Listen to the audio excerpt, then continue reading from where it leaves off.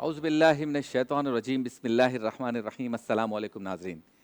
TV1 से रमज़ान मुबारक की खुसूसी बराह रास्त नशरियात नूर रहमान इश्क रमज़ान के साथ आपका मेज़बान शब्बीर अबू तालिब रोज़ाना की तरह सहरी के बाबरकत लम्हात में आपकी खिदमत में हाजिर है। आज पाकिस्तान में हम 15वें रोज़े की सहरी करेंगे और दुनिया के मुख्तलिफ़ ममालिक में हमारे मुसलमान भाई अपने 16वें रोज़े को इख्तियार करेंगे।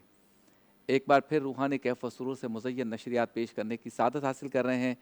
इस उम्मीद, इस तमन्ना, इस आरज़ू, इस ख्वाहिश बल्कि इस यकीन के साथ कि आप हमारी नशरियात के ज़रिए घर बैठकर माह रमज़ान मुबारक का हकीकी लुत्फ़ हासिल कर सकेंगे। आज इब्तिदान जिस मौजू पे मैं गुफ्तगू करना चाहता हूँ वो है खिदमत इंसानियत। हमारे मुल्क का ये तुर्रा इम्तियाज़ है, हमारे मुल्क की ये ख़ासियत है, हमारे मुल्क में ये खुसूसियत है, यहाँ के लोगों में, आवाम में और यहाँ के बाअसर तबके में ये खुसूसियत है कि ये इंसानियत की और दीन की खिदमत के लिए हर वक्त तैयार रहते हैं। मुल्क के हालात कैसे ही क्यों ना हों, एक ऐसा तबका है जिसे रब ताला ने ये सादत बख्शी है या उनकी ज़िम्मेदारी लगाई है कि वो खल्क़े खुदा की खिदमत करते हैं, इंसानियत की खिदमत करते हैं, मुसलमानों की खिदमत करते हैं, पाकिस्तान की आवाम की खिदमत करते हैं और उम्मत मुस्लिमा की भी खिदमत करते हैं। ऐसे काम करने वालों में दो नाम जिनका आज मैं तज़किरा करना ज़रूरी समझता हूँ, वो अगर उनका नाम नहीं लिया तो यकीनन इंसाफ ना होगा। एक इदारा है जिसका नाम है सीलानी वेलफेयर और दूसरा इदारा है FGRF। ये जो FGRF है ये दावत इस्लामी का ज़ैली इदारा है और ये खिदमत इंसानियत और उम्मत मुस्लिमा पर अगर कोई मुश्किल वक्त आता है तो वो उनकी मदद के लिए अपना सब कुछ लगाते हैं। क्या काम करते हैं उस पर मैं आता हूँ। दूसरा सीलानी वेलफेयर आप सब जानते हैं, मौलाना बशीर फ़ारूक साहब, मौलाना बशीर फ़ारूक कादरी साहब इसे चलाते हैं, इसके रूह रवां हैं और ये भी खिदमत इंसानियत का और उम्मत मुस्लिमा में या मुसलमानों में या मुस्लिम ममालिक में जब भी कोई मुश्किल वक्त आए तो ये अपना फ़रीज़ा अंजाम देते हैं। कमाल की बात यह कि गुज़िश्ता 10, 12, 15 सालों में ज़्यादा काम बढ़ गया इन दोनों तंजीमों का इस हवाले से। सैलाब का मसला हो, आंधी हो, तूफ़ान हो, बारिश हो, कोरोना हो या ज़लज़ला वगैरह, इस तरह की आफ़ात में तो ये काम करते ही हैं दोनों इदारे। लेकिन मैं हज़रत मौलाना इलियास अख़्तार कादरी साहब और मौलाना बशीर फ़ारूक कादरी साहब को ख़राज तहसीन पेश करता हूँ कि साल के 365 दिन और एक दिन में जो 24 घंटे होते हैं, 24 घंटे पूरे इस काम के लिए उन्होंने वक्फ़ किए हुए हैं। यानी रोज़ाना लाखों लोगों को दस्तरखान पर बिछाकर, यानी दस्तरखान पर बिठाकर खाना खिलवाना और वो भी क्वालिटी फूड इज़्ज़त के साथ और रोज़ाना पूरा साल। और फिर अगर रमज़ान आ जाए तो सहर व इफ्तार। और यही नहीं बल्कि 40, 50, 60, 70 शोबों में काम करना, यानी शादी, ब्याह, जहेज़, तदफ़ीन और इसके अलावा जॉब्स दिलवाना, लोन देना और इसके आगे हम चले जाएं तो गरीब और नादार और बेवा ख़वातीन के लिए माहाना वज़ाइफ़ और बच्चे और बच्चियों के लिए फ़ीसिस का इंतज़ाम माहाना, इसके अलावा कपड़ों का इंतज़ाम, ईदी का इंतज़ाम और इसके अलावा जो सबसे अहम काम ये कर रहे हैं स्पेशली सीलानी वेलफेयर, वो तो चाहते हैं कि हम 1 करोड़ बच्चों को, नौजवानों को रोज़गार ही दे दें ताकि ये मसला ही ख़त्म हो जाए। यानी मछली पकड़ना सिखा दें। रोज़ाना एक मछली देने से बेहतर ये है कि इनको मछली पकड़ना सिखा दें। अब वो IT के शोबे में काम कर रहे हैं, लाखों बच्चों के एग्ज़ाम ले रहे हैं और इनके एग्ज़ाम किसी सरकारी स्कूल में नहीं होते, नेशनल स्टेडियम में होते हैं। कज़ाफ़ी स्टेडियम, फैसलाबाद के स्टेडियम, हैदराबाद के स्टेडियम, यानी स्टेडियम्स में वो बाहर इतने लोग होते हैं कि बेचारे वापस जाना पड़ता है उन्हें। रजिस्ट्रेशन होती है बाकायदा, लेकिन इसके बावजूद भी ओवरफ्लो है और जो बच्चे निकल रहे हैं पढ़ के वो क्वालिटी IT एजुकेशन करके निकल रहे हैं। 1 करोड़ बच्चे अनकरीब ये टारगेट पूरा कर सकते हैं। अनकरीब से मुराद है कि साल लगेंगे कुछ, लेकिन उम्मीद नज़र आ रही है। बिल्कुल इसी तरह से ये जो FGRF है, इन्होंने टर्की के अंदर बहुत काम किया, ज़लज़ले की सूरत की ज़लज़ले की मुसीबत में, तकलीफ़ में, आफ़त में। सीलानी वेलफेयर ने भी बहुत काम किया। अब गज़ा के मुसलमानों के लिए भी ये जहाज़ भेज रहे हैं इमदादी भर भर के। और रमज़ान में राशन की जो तकसीम है गरीबों के लिए पाकिस्तान में, माहाना राशन की जो तकसीम है पाकिस्तान में, इसके अलावा रक्शे देने हैं, मोटरसाइकिलें देनी है या सुजुकी देनी है, कारोबार सेट करवाना है। मैं ये समझता हूँ कि दिल से दुआ निकलती है मौलाना इलियास अत्तार कादरी साहब के लिए और मौलाना बशीर फ़ारूक कादरी साहब के लिए दिल से दुआ निकलती है। हम झोलियाँ उठा उठा के जो है वो हाथ उठा उठा के दुआ करते हैं कि अल्लाह इन दोनों शख्सियात ने जो काम किया ये उम्मत मुस्लिमा के लिए और हमारे लिए एक इनाम है, नेमत है। हम सबको चाहिए कि ये जो दो इदारे हैं इनकी और इन जैसे और इदारे जो ये काम कर रहे हैं हमें उनकी मदद करनी है। कितने शोबों में काम कर रहे हैं। और फिर दावत इस्लामी तो ख़ुद सोम सलात की आलमगीर तंजीम है, हमारे असलाफ़ ने कायम की, और इस तरह से वो काम कर रही है कि जो चोर थे, डाकू थे, लुटेरे थे, दहशतगर्द थे, जेब कतरे थे, वो आज इमामा सजाए 5 वक्त के नमाजी बन गए, मुबल्लिग बन गए, वो अब आलिम बन गए, हाफिज़ बन गए, अब वो दर्स दे रहे हैं।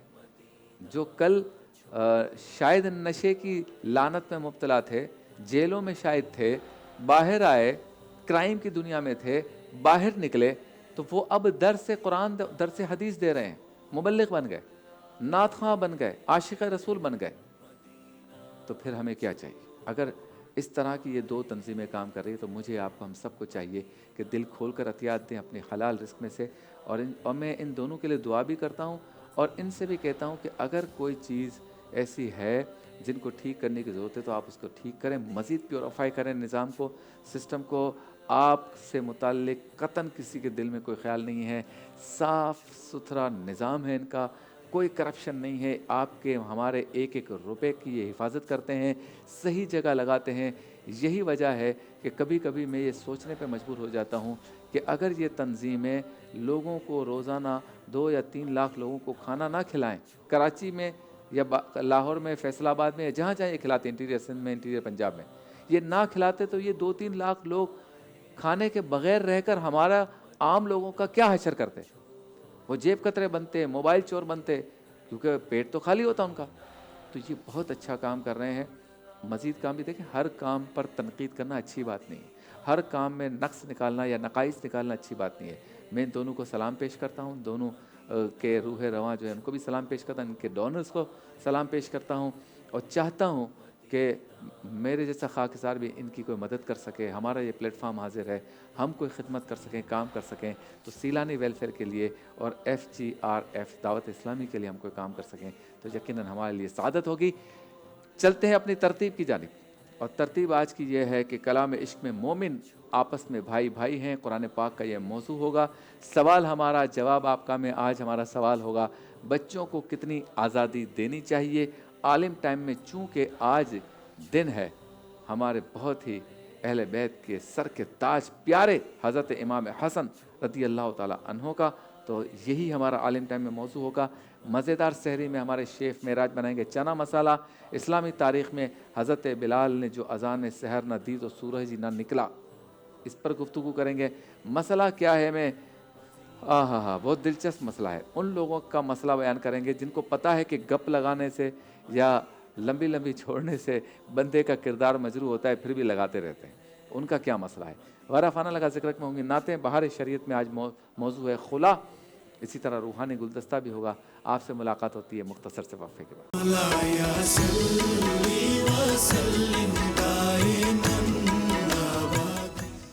खुश आमदीद, एक बार फिर आपकी खिदमत में हाजिर हैं नूर रहमान इश्क रमज़ान ट्रांसमिशन के साथ, जो आप देख रहे हैं सहरी के बाबरकत लम्हात में TV1 से बराह रास्त। अब चलते हैं उस सेगमेंट की जानिब जिससे होता है हमारी नशरियात का आगाज़, यानी कुरान पाक की एक चंद आयतों का तर्जमा, मुख्तसर तफसीर बयान करेंगे मुफ्ती इसाक मदनी साहब। कुरान पाक का एक ख़ास मौजू हम रोज़ाना जो है सेलेक्ट करते हैं, उस पर डिस्कशन करते हैं, और सेगमेंट का नाम है कलाम इश्क।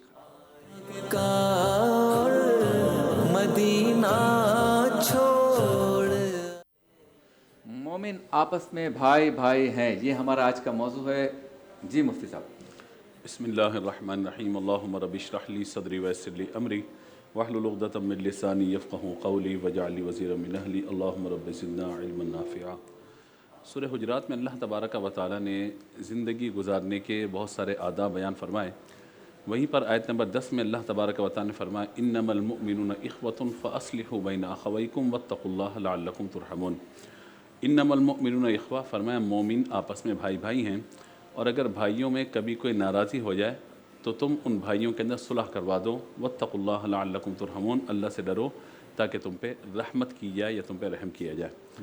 اب اس آیت مبارکہ میں آپ دیکھیے کہ فرمایا کہ ایمان والے جتنے ہیں سب آپس میں بھائی بھائی ہیں. تو اس سے مراد یہ ہے کہ جو بھی کلمہ گو ہے اور جس نے کلمے کے تقاضوں کو پورا کیا اور ایمان کے ساتھ ساتھ اپنی زندگی کو گزار رہا ہے، اعمال میں اگرچہ اس میں کوئی کمی ہو جائے لیکن اگر اس کا عقیدہ درست ہے تو اس صورت کے اندر اس کے ایمان پر کسی کو شک نہیں کرنا چاہیے. اعمال کے اعتبار سے انسان میں خرابی ہو سکتی ہے، وہ بے عمل ہو سکتا ہے، لیکن ایمان کے اعتبار سے فرمایا کہ جتنے بھی ایمان والے ہیں وہ سب بھائی بھائی ہیں آپس میں.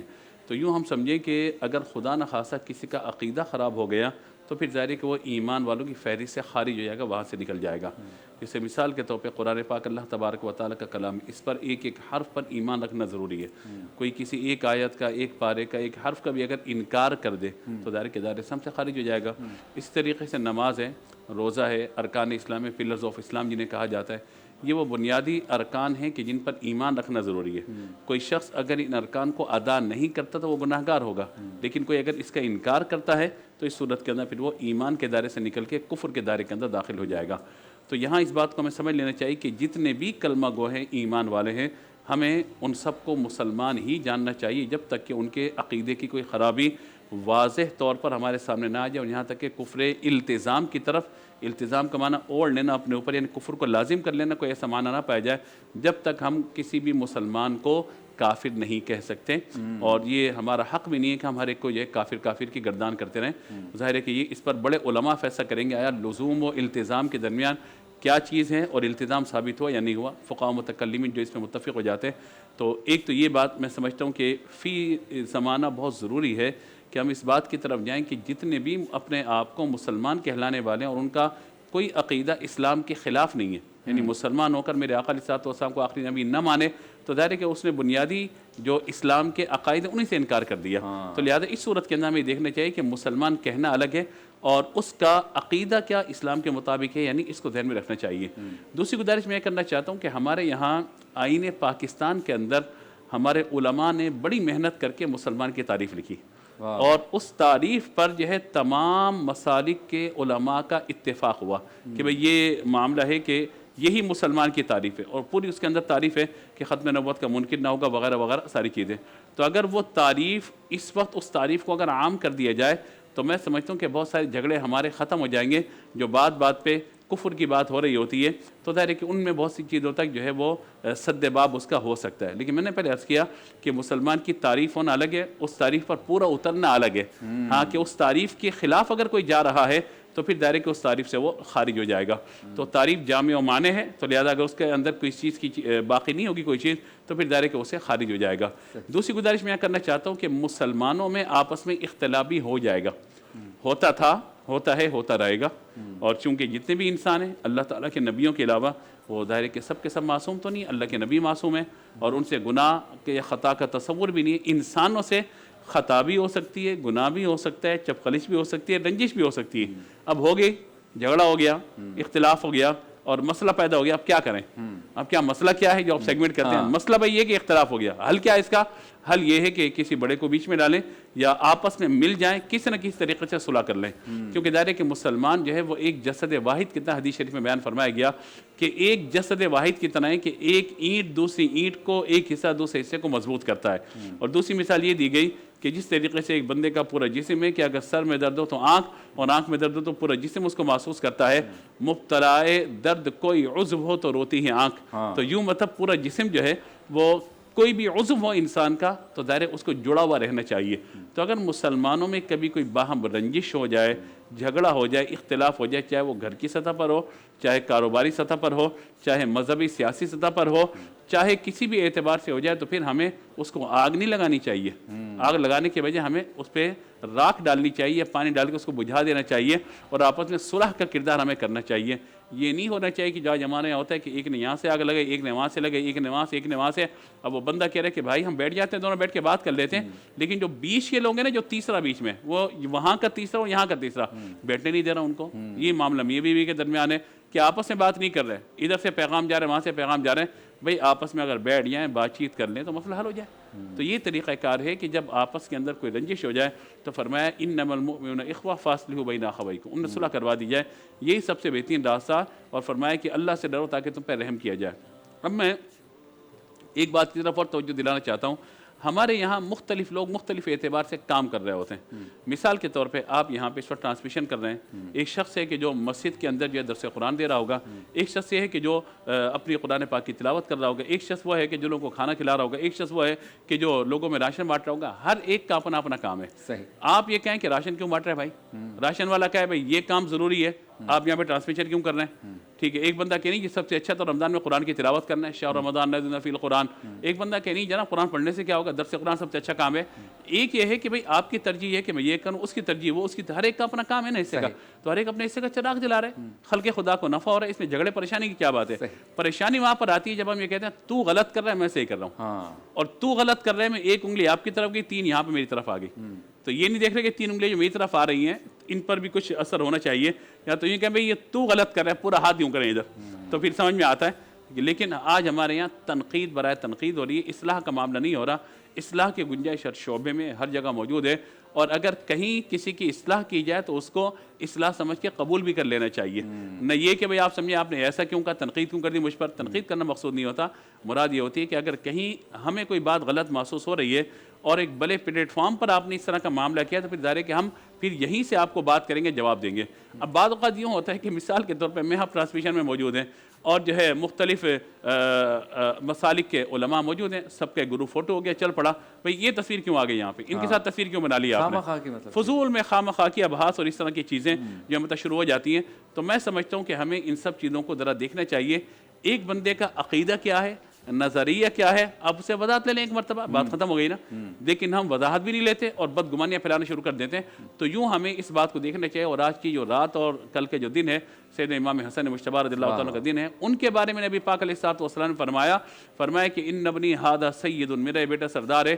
مسلمانوں کے دو گروہوں میں جب جھگڑا ہو جائے گا اس کے باوجود مسلمان ہوں گے، مسلمانوں کے دو گروہ ہوں گے، جھگڑا ہو جائے گا، تلواریں نکل آئیں گی، لیکن اس کے بعد میرا بیٹا آگے بڑھے گا، دونوں میں صلح کروا دے گا۔ تو وہاں بھی صلح ہوئی نا، کچھ شرائط طے کی گئی نا، جس پہ آگے پروگرام میں انشاءاللہ بات ہوگی۔ تو یہ گزارش کرنے کا مقصد یہ ہے کہ آج ہمارے یہاں کچھ شرائط کر لیں، کوئی کنڈیشن لگ لیں، بھائی کنڈیشنل صلح کر لیں، کوئی کر تو لیں، زبان بندی کریں، سوشل میڈیا کو بند کریں، خدا کے واسطے اس اعتبار سے کہ رنجشیں بڑھانے کا وقت نہیں، یہ محبتیں بڑھانے کا وقت ہے۔ لیکن کن سے محبتیں بڑھائی جائیں گی؟ میں نے اپنے سرنامہ کلام میں ذکر کر دیا کہ جس کا عقیدہ درست ہو اور اس کا عمل اگرچہ کم ہو مگر اس کا عقیدہ اسلام کے مطابق ہوگا، کیونکہ انما المؤمنون اخوہ کہا گیا یہاں پہ، تو ایمان والے آپس میں بھائی بھائی ہیں۔ باقی اگر کوئی دوسرے مذاہب کے لوگ ہمارے یہاں رہتے ہیں وہ بالکل رہیں، اپنے اعتبار سے زندگی گزاریں، ریاست کی ذمہ داری ہے کہ ان کے جان کا، ان کے مال کا، ان کے کاروبار کا، ان کی عبادت گاہوں کا تحفظ کرے، اور ہماری بھی ذمہ داری ہے کہ ہم اپنی ذات سے، اپنے قول سے، اپنے فعل سے ان کو تکلیف نہ پہنچائیں۔ ان کی بھی ذمہ داری ہے کہ وہ ہماری عبادت گاہوں پر یا ہمارے دینی معاملات پہ وہ کوئی جملے نہ کسیں، دونوں طرف سے ذمہ داری ہے۔ اور ہماری یہ ہوتا ہے کہ ایک طرف اگر مسلم کمیونٹی موجود ہے، ساتھ میں کوئی اور کمیونٹی موجود ہے، آبادی ساتھ ملی ہوئی ہیں، کاروبار ساتھ ہیں، تو اتنا بڑا مسئلہ نہیں ہے جتنا بنا کر میڈیا پہ پیش کر دیا جاتا ہے، سوشل میڈیا پہ لوگ جو بیٹھ جاتے ہیں کہ مسلمان نے فلاں کو کہہ دیا، فلاں نے اس کو کہہ دیا، تو بھائی اتنا نہیں ہے، بہت سارے مشترکات ہیں، بہت ساری چیزیں ہیں۔ بحیثیت پاکستانی، بحیثیت مسلمان اگر بن کے سوچیں گے تو انشاءاللہ بہت ساری چیزیں آسان ہو جائیں گی۔ بہت خوب، آپ سے ملاقات ہوتی ہے مختصر سے وقفے کے بعد۔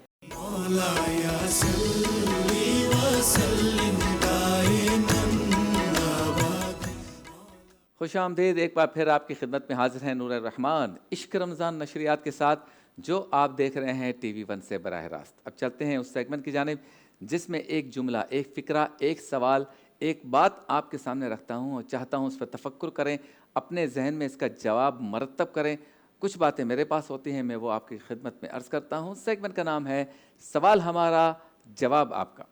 خدا جانے وہ کیسی ہوں۔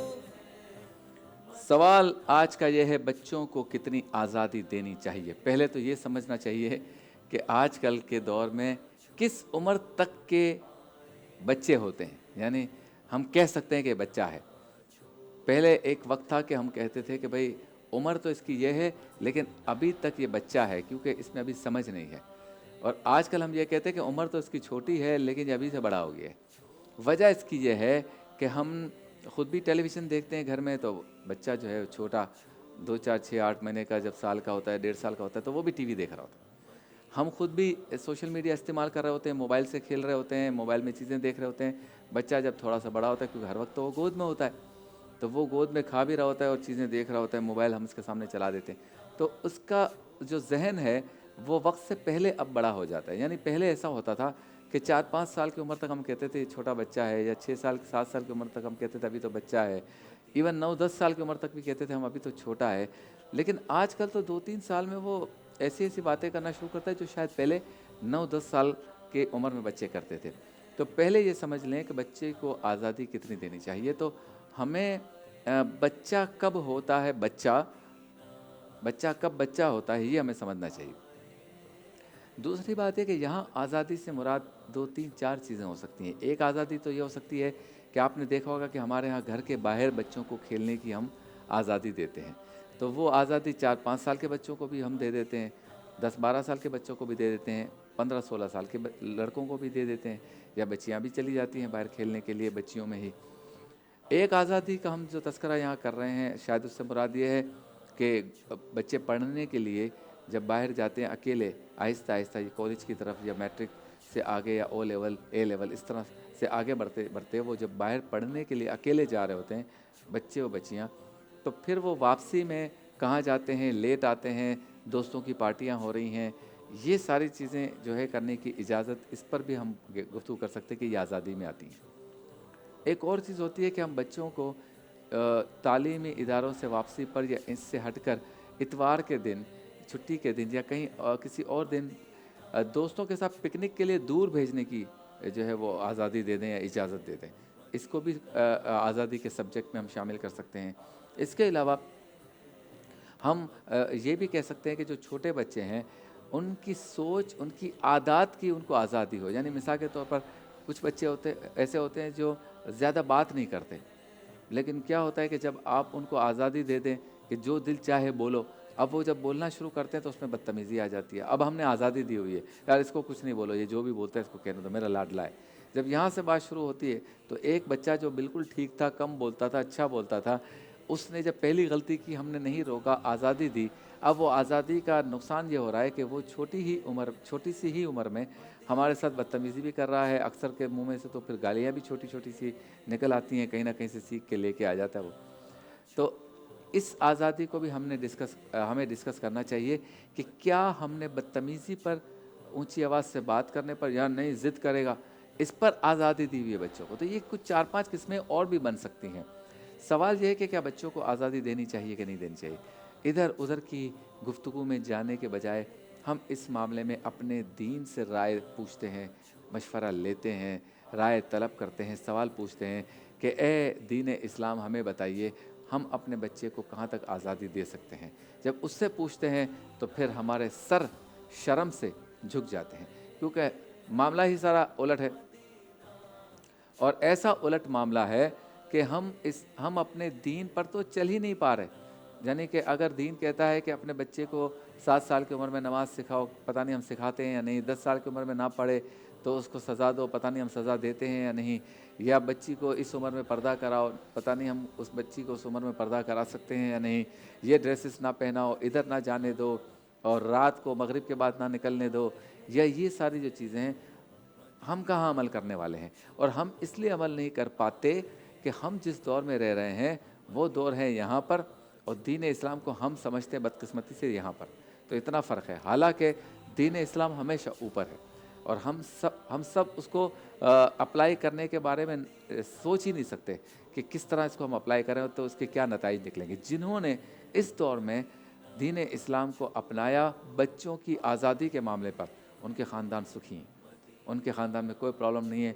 बच्चे शादियां भी अपने माँ बाप से मशवरा करते हैं, फिर करते हैं, माँ बाप भी बच्चों से मशवरा करते हैं, फिर करते हैं। बच्चियां मुकम्मल पर्दे में होती हैं, कोई आवाज़ नहीं कसता, कोई स्कैंडल नहीं है, मोबाइल को वक्त पे इस्तेमाल करते हैं, दोस्तियों के मामलात को उन्होंने कंट्रोल रखा हुआ है। लड़के भी जो है वो तबलीग के लिए भी जा रहे हैं, मदनी काफ़िलों में भी जा रहे हैं, 5 वक्त नमाज के लिए मस्जिद में भी जा रहे हैं, नमाज़ पढ़ के वापस घर आ रहे हैं। किसी गैर जो है महरम खातून से बातचीत वगैरह का मामला इतना ज़्यादा नहीं है, अपने काम से काम रखा, वापस आ गए, हिफ्ज़ भी कर रहे हैं। یعنی ساری چیزیں کر رہے ہیں. اسی طرح سے پھر گھر میں بھی ادب ہے, احترام ہے, کھانا کھانے کی سنت کا پتہ ہے, اور کس طرح سے رہنا ہے زندگی میں, اس کی تمام سیرت مصطفیٰ صلی اللہ علیہ وسلم سے اپنائی گئی سنتوں کو سامنے رکھتے ہوئے زندگی گزاری جاری ہے. گھر میں ایک ماحول بھی ہے, ناچ گانا جو ہے وہ نہیں ہے, یا اگر ٹی وی اور ڈرامے یا عالمی حالات سے آگاہی کے لیے نیوز چینلز, کارٹونز اور یا سپورٹس چینل وغیرہ ہیں, تو سب اعتدال کے اندر ہے, ایک میانہ روی ہے, تو وہ لوگ بہت سکھی ہیں. اور شادی کے بعد اپنے بچوں کی شادیاں جب کر دیتے تو وہ بچے بھی شادی کے بعد بہت سکھی رہتے ہیں, پھر ان کے گھر میں بھی وہی ماحول ہوتا ہے. لیکن کیا ہم اسلام کی ان باتوں کو اپنانے کے لیے تیار ہیں؟ حالانکہ وہ سب آسان ہیں. ہم مشکل چیزیں جو ہے وہ اپنا رہے ہیں. ہم بچوں کو آزادی, بچہ کہتا ہے کہ بابا مجھے یہ والی چیز چاہیے جو میں نے یوٹیوب پہ دیکھا, اس میں ایک بچہ جمپ کر رہا ہے, اب وہ جمپ کر رہا ہے, بال بھی اٹھا رہا ہے, اوپر سے نیچے گر رہا ہے, وہ کہتا ہے مجھے یہاں لے چلو. آپ نے 5-10 ہزار روپے خرچ کر کے اس کو وہاں لے کے جانا ہے. جب وہاں لے کے جاتے ہیں وہ واپس باہر نہیں نکلتا, وہ کہتے ہیں میں نے یہیں بیٹھنا ہے. اب آپ اسے زبردستی مار کے لاتے ہیں, 2 دن بعد وہ پھر کہتا ہے میں نے کچھ نہیں پڑھنا, میں نے کچھ کھانا نہیں کھانا, مجھے ادھر ہی جمپنگ میں جانا ہے اور فلاں جگہ جانا ہے, مختلف نام ہے اس کے, تو میں وہاں پر جاؤں گا. کہیں کھانا کھانے جائیں تو وہ پہلے جو ہے پلے ایریا تلاش کرتا ہے. جب اتنی آپ نے عادت ڈال دی تو اب اس کو پڑھائی اچھی نہیں لگتی. پھر پڑھائی کے لیے اس کا دل لگے تو آپ ایسی اسکول تلاش کرتے ہیں جہاں یہ کھیلنے کودنے والا ماحول بھی ساتھ ہو. اس کی فیسز زیادہ ہیں, وہ بھی آپ بیئر کر رہے ہیں, یعنی چیزیں خراب ہو رہی ہیں. پھر وہ کہتا ہے کہ مجھے نقلی موبائل نہیں چاہیے جس میں ٹنگ ٹنگ بج کے لال پیلی بتیاں جلتی ہیں, مجھے اصلی موبائل چاہیے جو آپ استعمال کر رہے ہو.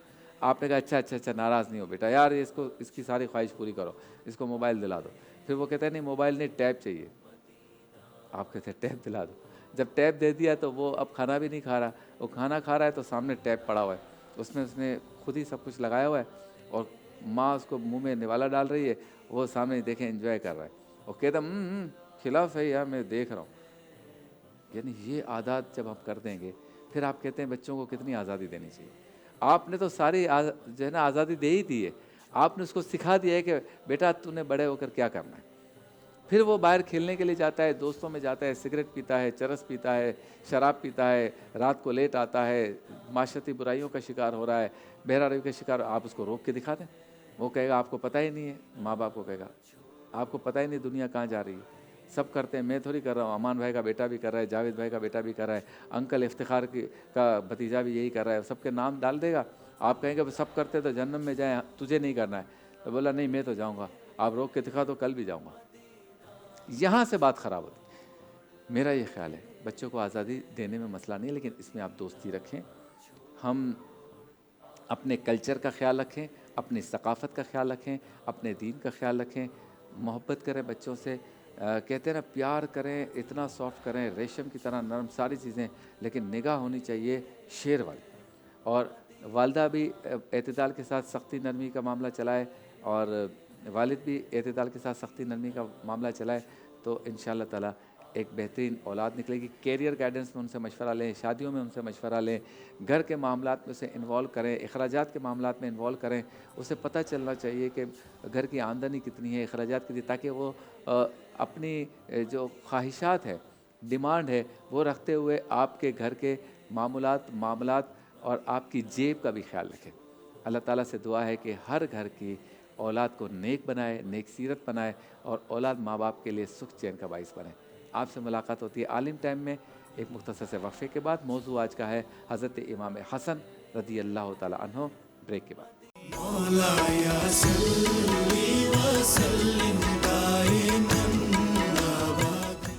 خوش آمدید, ایک بار پھر آپ کی خدمت میں حاضر ہیں ٹی وی 1 سے براہ راست نور رحمان عشق رمضان نشریات کے ساتھ.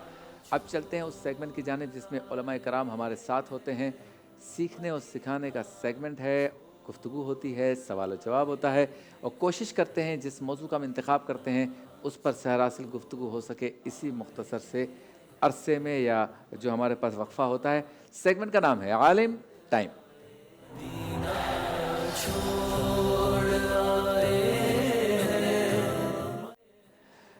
حضرت امام حسن رضی اللہ تعالیٰ عنہ, آج ان کا یوم ہے. کیا بات ہے ان کی, معاملہ فہم, اور عمر بھی زیادہ نہیں ہے. لوگوں میں صلح کرانے والے, حالانکہ کوئی بہت بڑے بزرگ بھی نہیں ہیں عمر کے اعتبار سے بات کریں, اور بردباری, حلیم الطبع, سخی, اور سرکار دو عالم صلی اللہ علیہ وسلم کی سیرت کا اگر عملی نمونہ دیکھنا ہے تو حضرت امام حسن رضی اللہ تعالیٰ عنہ میں دیکھیں. میں ان کے جب بھی یوم آتا ہے تو یہی کہتا ہوں کہ ہم اپنے نوجوانوں کو بتاتے ہیں کہ آپ شیکسپیئر کو پڑھیں یا نیوٹن کو پڑھیں، یہ سائنسداں ہے، وہ فلسفی ہے، اور اس کے کمالات کو دیکھیں، اس کے کمالات کو دیکھیں. اگر آج کا نوجوان بار بار ہر زاویے سے سیرت امام حسن کا مطالعہ کر لے تو اس کو پتہ چل جائے گا نگاہوں کی حفاظت کیسے ہوتی ہے، اسے پتہ چل جاتا ہے زبان کی حفاظت کیسے ہوتی ہے، اسے پتہ چل جائے گا گفتگو کیسے کرنی ہے، اس کو پتہ چل جائے گا کہ سوچ کا دائرہ کتنا وسیع ہونا چاہیے، اسے پتہ چل جائے گا کہ کم عمری میں بزرگی کیسے آتی ہے. امام حسن کی سیرت کو پڑھیں، باقی سب کو چھوڑ دیں تو نوجوان جو ہے وہ عین اسلامی مجاہد نوجوان بن جائے گا. اس خوبصورت سے موضوع پر حضرت امام حسن کی سیرت پہ گفتگو کرنے کے لیے ہمارے ساتھ موجود ہیں 4 معزز علماء کرام.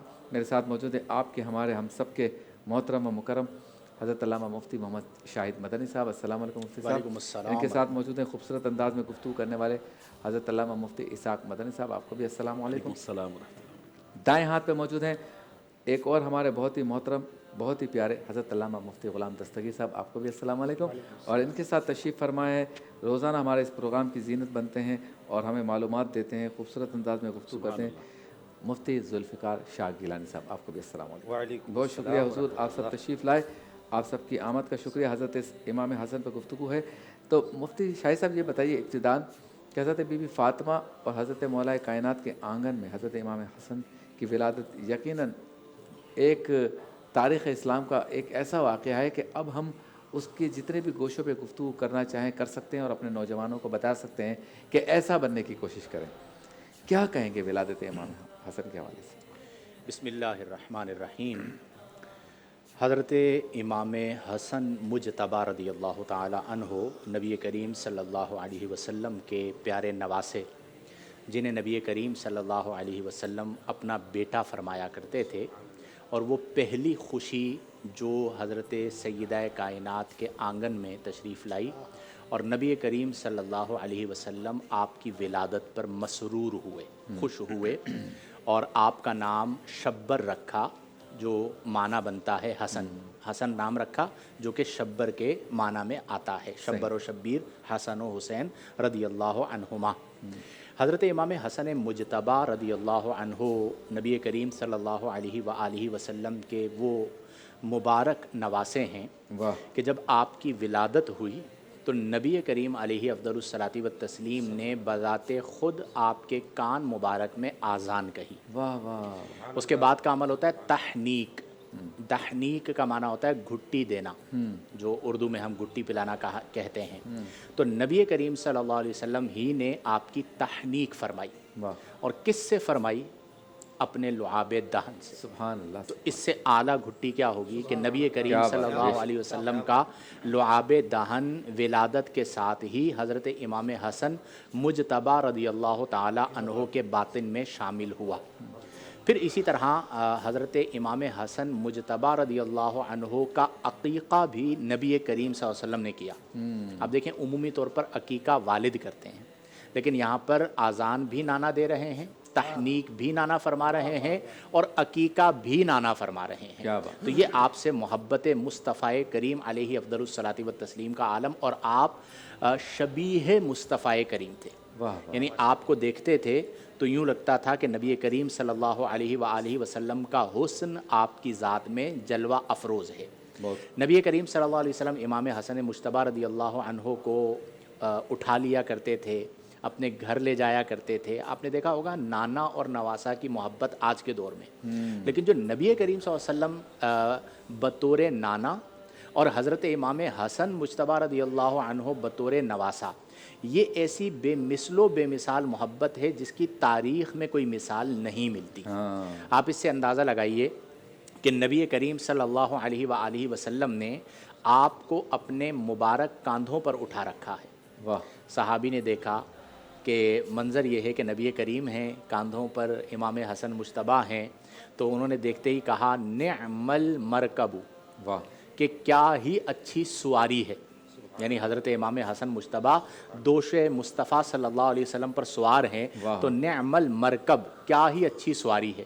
تو آقا کریم علیہ افضل الصلاۃ و تسلیم امام حسن مجتبی رضی اللہ عنہ کی فضیلت بیان کرتے ہوئے فرماتے ہیں کہ یہ تو دیکھ رہے ہو کہ مرکب کتنا اچھا ہے، نعم الراکب، یہ نہیں دیکھتے کہ سوار کتنا اچھا ہے۔ سبحان اللہ۔ تو نبی کریم صلی اللہ علیہ وسلم نے حضرت امام حسن مجتبی رضی اللہ عنہ کو نعم الراکب کے لفظ سے ملقب فرمایا یا لقب سے ملقب فرمایا۔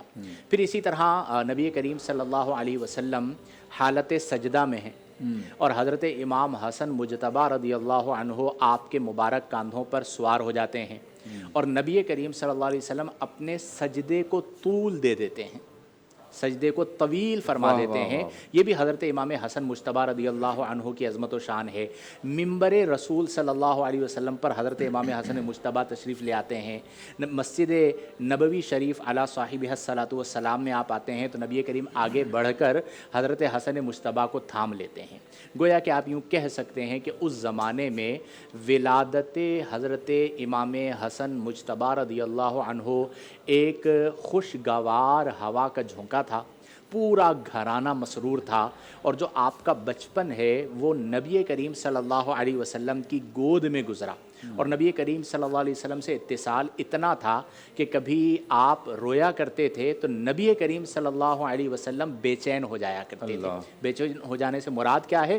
اضطرابی کیفیت میں اتنی محبت تھی کہ ان کی رونے والی آواز تھی کہ آپ آ کے پوچھا کرتے تھے کہ میرے بیٹے کو کیا ہوا، ٹھیک ہے۔ اور نبی کریم صلی اللہ علیہ وآلہ وسلم کی بارگاہ سے آپ کو سبت رسول، ریحانۃ الرسول کا لقب ملا، اور ریحانۃ الرسول آپ جانتے ہیں کہ ریحانۃ پھول کو کہا جاتا ہے۔ تو آقا کریم صلی اللہ علیہ وسلم آپ کو صرف چوما نہ کرتے تھے بلکہ سونگھا کرتے تھے، کیا بات، اور آپ کے جسم سے جنت کی خوشبو آیا کرتی تھی۔ اور آپ دونوں کے لیے یعنی حسنین کریمین رضی اللہ عنہما کے لیے فرمایا کہ الحسن والحسین سیدا شباب اہل الجنہ، میرا حسن و حسین جنتی نوجوانوں کے سردار ہیں۔ اور ایک موقع ایسا آیا کہ ایک زانوں پر امام حسن مجتبی بیٹھے ہیں، ایک زانوں پر امام حسین بیٹھتے ہیں۔ نبی کریم صلی اللہ علیہ وسلم فرماتے ہیں کہ من احبنی، جس نے مجھ سے محبت کی، دونوں کی طرف اشارہ کیا، فرمایا وَأَحَبَّ هَذَيْن، جس نے ان دونوں سے محبت کی۔ تین ہو گئے، ایک نبی کریم کی ذات، دو ان کی ذات۔ پھر فرمایا وَأَحَبَّ أُمَّهُمَا، جس نے ان دونوں کی امی جان سے محبت کی، سیدہ کائنات سیدۃ نساء العالمین۔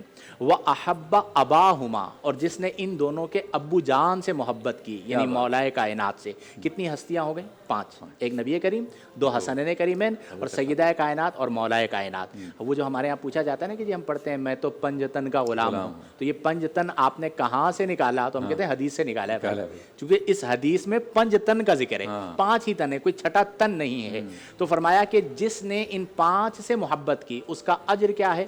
فرمایا کانا معیا فی درجتی یوم القیامتی، قیامت کے دن میں جہاں پر ہوں گا وہ محب پنجتن بھی اسی مقام پر موجود ہوگا، یعنی قیامت کے دن آقا کریم کے قدموں میں موجود ہوگا۔ تو یہ وہ تمام فضائل ہیں جو حضرت امام حسن مجتبی رضی اللہ عنہ کو اللہ نے عطا فرمائے، اور ہمیں یہ دعا کرنی چاہیے کہ اللہ تعالی ہمیں امام حسن مجتبی، اس پر چونکہ علماء کرام گفتگو کریں گے تو میں دعا میں صرف اتنا کہہ دیتا ہوں کہ ان کی کچھ بردباری ہمیں عطا فرمائے تو زندگی میں سکون آ جائے گا۔ کیا بات ہے۔ اچھا مفتی صاحب، میں نے اپنے ابتدائیے میں یہ بات بتائی کہ ہم اپنے بچوں کو، نوجوانوں کو جو کتابیں بتاتے ہیں کہ یہ پڑھ لیا کرو، وہ پوچھتے ہیں شاعر کون سا پڑھیں تو ہم کہتے ہیں یہ پڑھ لیا کرو، ہم کہتے ہیں فلسفی کون سا پڑھیں مطلب یہ اس کو دیکھا کرو، پڑھا کرو، فالو کیا کرو۔ اچھا اچھے ایڈیمز اقوال کس کے ہیں تو ہم کہتے ہیں فلاں کے دیکھ لیا کرو۔ اگر یہ ساری چیزیں 50 سال کی عمر کے آس پاس کے کسی بندے کو، یعنی 22-24 سال کے نوجوان سے لے کے 50 سال تک کی عمر کے کسی بندے کو پڑھنی ہو، میرا یہ خیال ہے وہ سیرت امام حسن پڑھ لے، ساری چیزیں آ جائیں گی اس میں۔ کیا کہیں گے اس حوالے سے؟ بسم اللہ الرحمن الرحیم، اہدنا الصراط المستقیم، صدق اللہ العظیم۔ آج کی رات بہت بڑی ہے اور یوں تو رمضان کی ہر ساعت بابرکت ہے، لیکن آج خاص جو نسبت ہے امام علی مقام، امام عرش مقام سیدنا امام حسن مجتبی رضی اللہ تعالی عنہ کی نسبت ہے۔ تیری نثر پاک میں ہے بچہ بچہ نور کا، اور تو ہے عین نور، تیرا سب گھرانہ نور کا۔ امام حسن پاک کی جو سیرت طیبہ ہے نا، بس سارے فضائل ایک طرف، سارے جتنی فضیلتیں ہیں، اور نواس رسول ہونا یہ سب سے بڑی فضیلت ہے ان کی۔ آپ یہ دیکھیے، امام طبرانی نے معجم الاوسط میں روایت کی ہے، فرماتا ہے اللہ تبارک و تعالیٰ جب جنت میں جنتی مقیم ہو جائیں گے، سکونت پذیر ہو جائیں گے، تو اللہ تبارک و تعالیٰ سے جنت عرض کرے گی، یہ حدیث پاک کے اندر ہے، ٹھیک ہے، جنت کہے گی اللہ تو نے تو مجھ سے وعدہ کیا تھا کہ میں تجھے مزین کروں گا، تو اب تک تو نے مجھے مزین نہیں فرمایا، اچھا، تو رب العالمین فرمائے گا جنت کیا حسن اور حسین تیرے اندر نہیں ہے؟ واہ واہ، جنت عرض کرے گی مولا ہے، فرمایا بس انہی کے ذریعے مزین فرمایا۔ کیا بات ہے، تو امام حسن مجتبی رضی اللہ تعالیٰ کی سیرت آپ دیکھیں، آپ کامل اعتبار سے، جیسے کہ آپ نے انٹرو میں کہا کہ ذات اقدس کو دیکھیں امام حسن پاک کی، تو رسول اللہ علیہ السلام کی ہم شبی، یعنی حدیث پاک میں آتا ہے کہ سر کے بالوں سے لے کر سینہ اقدس تک امام حسن پاک رسول اللہ جیسے تھے، مشابہ تھے، واہ واہ، اور سینہ اقدس سے لے کر پیر کے ناخن تک امام علی مقام امام حسین رسول اللہ کے مشابہ تھے۔ اب حضور علیہ السلام کی جو مشابہت ملی نا، یہ جو مشابہت ملی، یہ جو نیابت ملی، یہ جو رسول اللہ علیہ السلام نے آپ کیا مطلب، جیسے مفتی صاحب نے ذکر کیا تحنیک کا، عربی میں تحنیک کہتے ہیں، اردو میں ہم گھٹی پلانا کہتے ہیں۔ آج کل تو ایک وہ لکوڈ شربت بھی آتا ہے گھٹی کے نام سے، وہ گھٹی نہیں ہوتی ہے، گھٹی کیا ہوتی ہے کہ انسان جب کسی کوئی نیک آدمی ہوتا ہے، سید ہوتا ہے، علی رسول ہوتا ہے، حافظ قرآن عالم دین ہوتے ہیں، تو وہ تحنیک اس لیے دی جاتی ہے کہ اپنے منہ میں کھجور چبا کے نرم کر کے اس کا لعاب اس میں شامل ہو جائے اور بچے کو چسایا جائے۔ اس سے ہوتا کیا ہے؟ اس سے ہوتا یہ کہ جس کے ذریعے وہ لعاب اتر رہا ہے نا، پہلی غذا، اس کی عادات اور خصائل اس بچے میں منتقل ہو جاتے ہیں، اس لیے کہا جاتا ہے کہ اسے نیک آدمی سے گھٹی دلائے۔ اب دیکھیں گھٹی رسول اللہ علیہ السلام نے دی، اور کیا زمان اقدس منہ کے اندر دی۔ تو اب آپ یہ دیکھیے کہ وہ فضائل کمالات تو آنت ہے نا، لیکن آج بدقسمتی ہے کہ ہمارے نوجوان ادھر ادھر بھٹکتے ہیں۔ حالانکہ امام حسن مجتبی شرم و حیا کا عالم، سیرت و کردار میں دیکھ لیں، آپ صلح میں دیکھ لیں، رسول اللہ علیہ السلام نے جب حضور کا وصال ظاہری کا آخری وقت آیا تو سیدہ کائنات سیدہ زہرا پاک رضی اللہ تعالیٰ عنہ، امام حسن امام حسین بچے تھے، دونوں کو ساتھ لے گئی، عرض کیا رسول اللہ اپنی وراثت میں سے انہیں حصہ عطا فرمائیے۔ واہ واہ، اب وہ حالانکہ سیدہ زہرا پاک جانتی تھی رسول اللہ کا ورثہ کیا ہے، جبھی تو سوال کیا وراثت سے مراد مال و دولت نہیں تھے وہاں پر، بلکہ آپ نے فرمایا، حضور نے فرمایا میری ہیبت اور میری جو ہے امارت جو ہے نا، جو سرداری ہے وہ حسن کو عطا کر دی گئی ہے، کیا، اور میری شجاعت اور میری بہادری جو ہے وہ حسین کو عطا کر دی گئی ہے۔ واہ واہ واہ، اب علماء نے لکھا اس حدیث کے تحت، فرمایا کہ امام حسن پاک کو اللہ نے وہ ہیبت عطا فرمائی تھی، جیسے آپ نے کہا کہ عمر بظاہر چھوٹی تھی، مقام و مرتبہ بہت بڑا تھا، لیکن بڑے بڑے امیر اور وزیر اور سفیر آتے تھے نا، امام حسن پاک سادہ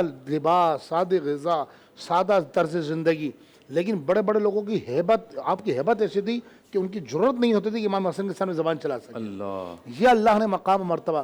تو آج ہمارے نوجوانوں کو، جو نوجوان بچے بچیاں ہیں، انہیں چاہیے سیرت امام حسن پاک پڑھیں، کہ جن کو پتہ پڑے کہ اللہ رب العالمین نے ایک کامل شخصیات، یہ اہل بیت اطہار، جیسے مفتی صاحب نے آخری بات کی کہ ختم کرتا ہوں، وہ حدیث پاک پڑھی کہ یہ اہل بیت ہے، اللہ ہے۔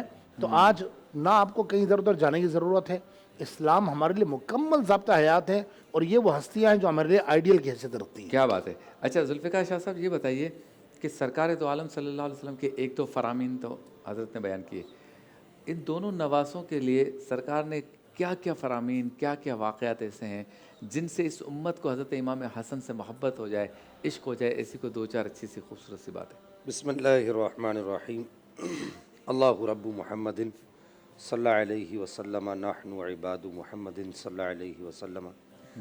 سب سے پہلے میں یہ عرض کر دوں کہ آج امام حسن سرکار لجپال کا 1440واں یوم ولادت ہے شمسی مہینوں کے اعتبار سے، اور آپ کا آج یوم شہادت، اگر آپ کی شہادت کا کتنا عرصہ گزر چکے تو 1353 آپ کو شمسی سال گزر چکے ہیں اس دنیا سے تشریف لے گئے ہوئے، ٹھیک ہے، اور شمسی مہینوں کے اعتبار سے آپ 3 ہجری 15 رمضان المبارک کو آپ کی ولادت ہوئی ہے، اور عیسوی مہینوں کے اعتبار سے، عیسوی سالوں کے اعتبار سے آپ کی ولادت 4 مارچ 625 عیسوی کو ہوئی ہے۔ इमाम हसन लजपाल सरकार की मोहब्बत और आपकी उल्फत को दिल में बढ़ाने के लिए इतना ही काफ़ी है कि मैं समझता हूँ कि सैयदा पाक इमाम हसन को देखा करती थी। रिवायात में आता है कि सैयदा पाक इमाम हसन को नबी पाक की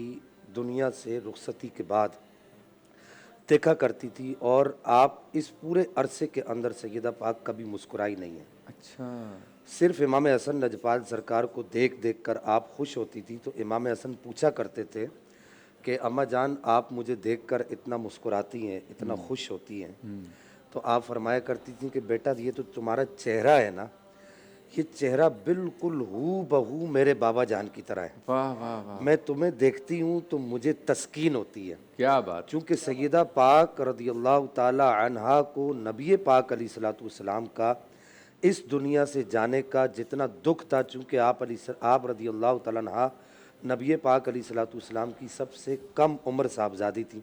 छोटी साहबजादी तो हम नहीं कह सकते, अज़रुए अदब के कम उम्र साहबजादी थी। इस वजह से आप उस दुख को दूर करने के लिए गाए बगाए इमाम हसन को ये फरमाया करती थी कि बेटा हसन, तुम मेरी नज़रों से ओझल ना हुआ करो कि मैं तुम्हें देखती हूँ तो मुझे अपने बाबा जान की छवि नज़र आती है और इसको देख देख कर मैं खुश होता हूँ। अच्छा, खुश होती हूँ। इसी तरीके से हज़रत सिद्दीक़ अकबर सरकार रदियल्लाहु तआला अन्हु व अर्दा वन्ना भी अक्सर मौला कायनात से ये कहा करते थे कि इनकी शक्ल तो आपसे नहीं मिलती, इनका चेहरा जो है वो नबी करीम सल्लल्लाहु तआला अलैहि वसल्लम से मिलता है। और इसी तरह अक्सर सहाबा किराम के अक़वाल मिलते हैं। अगर अपने दिल में आले बैत की और बिलखुसूस इमाम हसन की मोहब्बत जगानी है तो अक्सर सहाबा के ये अक़वाल मिलते हैं कि अक्सर सहाबा किराम आपको देख कर ये कहा करते थे कि इमाम हसन, आपको देख कर हमें नबी पाक अलैहिस्सलाम की शबाहत आती है और ये देख कर हमें सुकून हो जाता है कि नबी करीम अलैहिस्सलाम को हम देखना चाहते हैं तो आपके चेहरे पर नज़र डालते हैं। सिर्फ एक रिवायत अर्ज करूँगा। हज़रत अबू हुरैरा रदियल्लाहु तआला अन्हु व अर्दा वन्ना सरकार की उम्र उस वक्त बहुत ज़्यादा हो चुकी थी। इमाम हसन आपकी मजलिस में तशरीफ़ लाए तो आपको पता नहीं चला, तो लोगों ने बताया कि इमाम हसन तशरीफ़ ला चुके हैं। तो आप बावजूद बुढ़ापे के खड़े हुए और खड़े होकर इमाम हसन को सीने लगाया और आपके दस्ते मुबारक का बोसा लिया और एक जुमला कहा, या सैयदी या सैयदी। 3-4 मरतबा जुमला इरशाद फरमाया। तो सहाबा में से कुछ ने पूछा कि आप इतनी बड़ी उम्र है तो आप इनको या सैयदी क्यों कह रहे हैं? आपने कहा कि मैंने देखा कि नबी करीम सल्लल्लाहु तआला अलैहि वसल्लम की मुबारक गोद में इमाम हसन जो है वो हाजिर खिदमत है और नबी करीम अलैहिस्सलाम की मुबारक दाढ़ी से खेल रहे हैं। अच्छा, इमाम हसन की जो उंगलियां मुबारक हैं वो नबी पाक की दाढ़ी मुबारक के अंदर है और कहते हैं कि मैंने देखा कि नबी पाक की मुबारक उंगली जो है वो इमाम हसन के मुंह मुबारक के अंदर है। इमाम हसन चूस रहे नबी पाक की उंगली मुबारक को। उस वक्त नबी करीम अलैहिस्सलाम ने जो इरशाद फरमाया, आपने फरमाया कि अबू हुरैरा, मेरा ये बेटा सैयद है। तो कहा कि मैं उसको अपना सैयद क्यों ना कहूं, उसको अपना आका क्यों ना कहूं, उसको अपना मौला क्यों ना कहूं, उसको अपना सरदार क्यों ना कहूं, जिसको खुद नबी पाक अलैहिस्सलाम ने सरदार इरशाद फरमाया। मैं इस वजह से इनको सरदार कहता हूं, इस वजह से मैं इनसे मोहब्बत करता हूं। क्या बात है, सुभान अल्लाह। यही खूबसूरत सा जिक्र जो है वो जारी और सारी रहेगा एक मुख्तसर से वक्फे के बाद।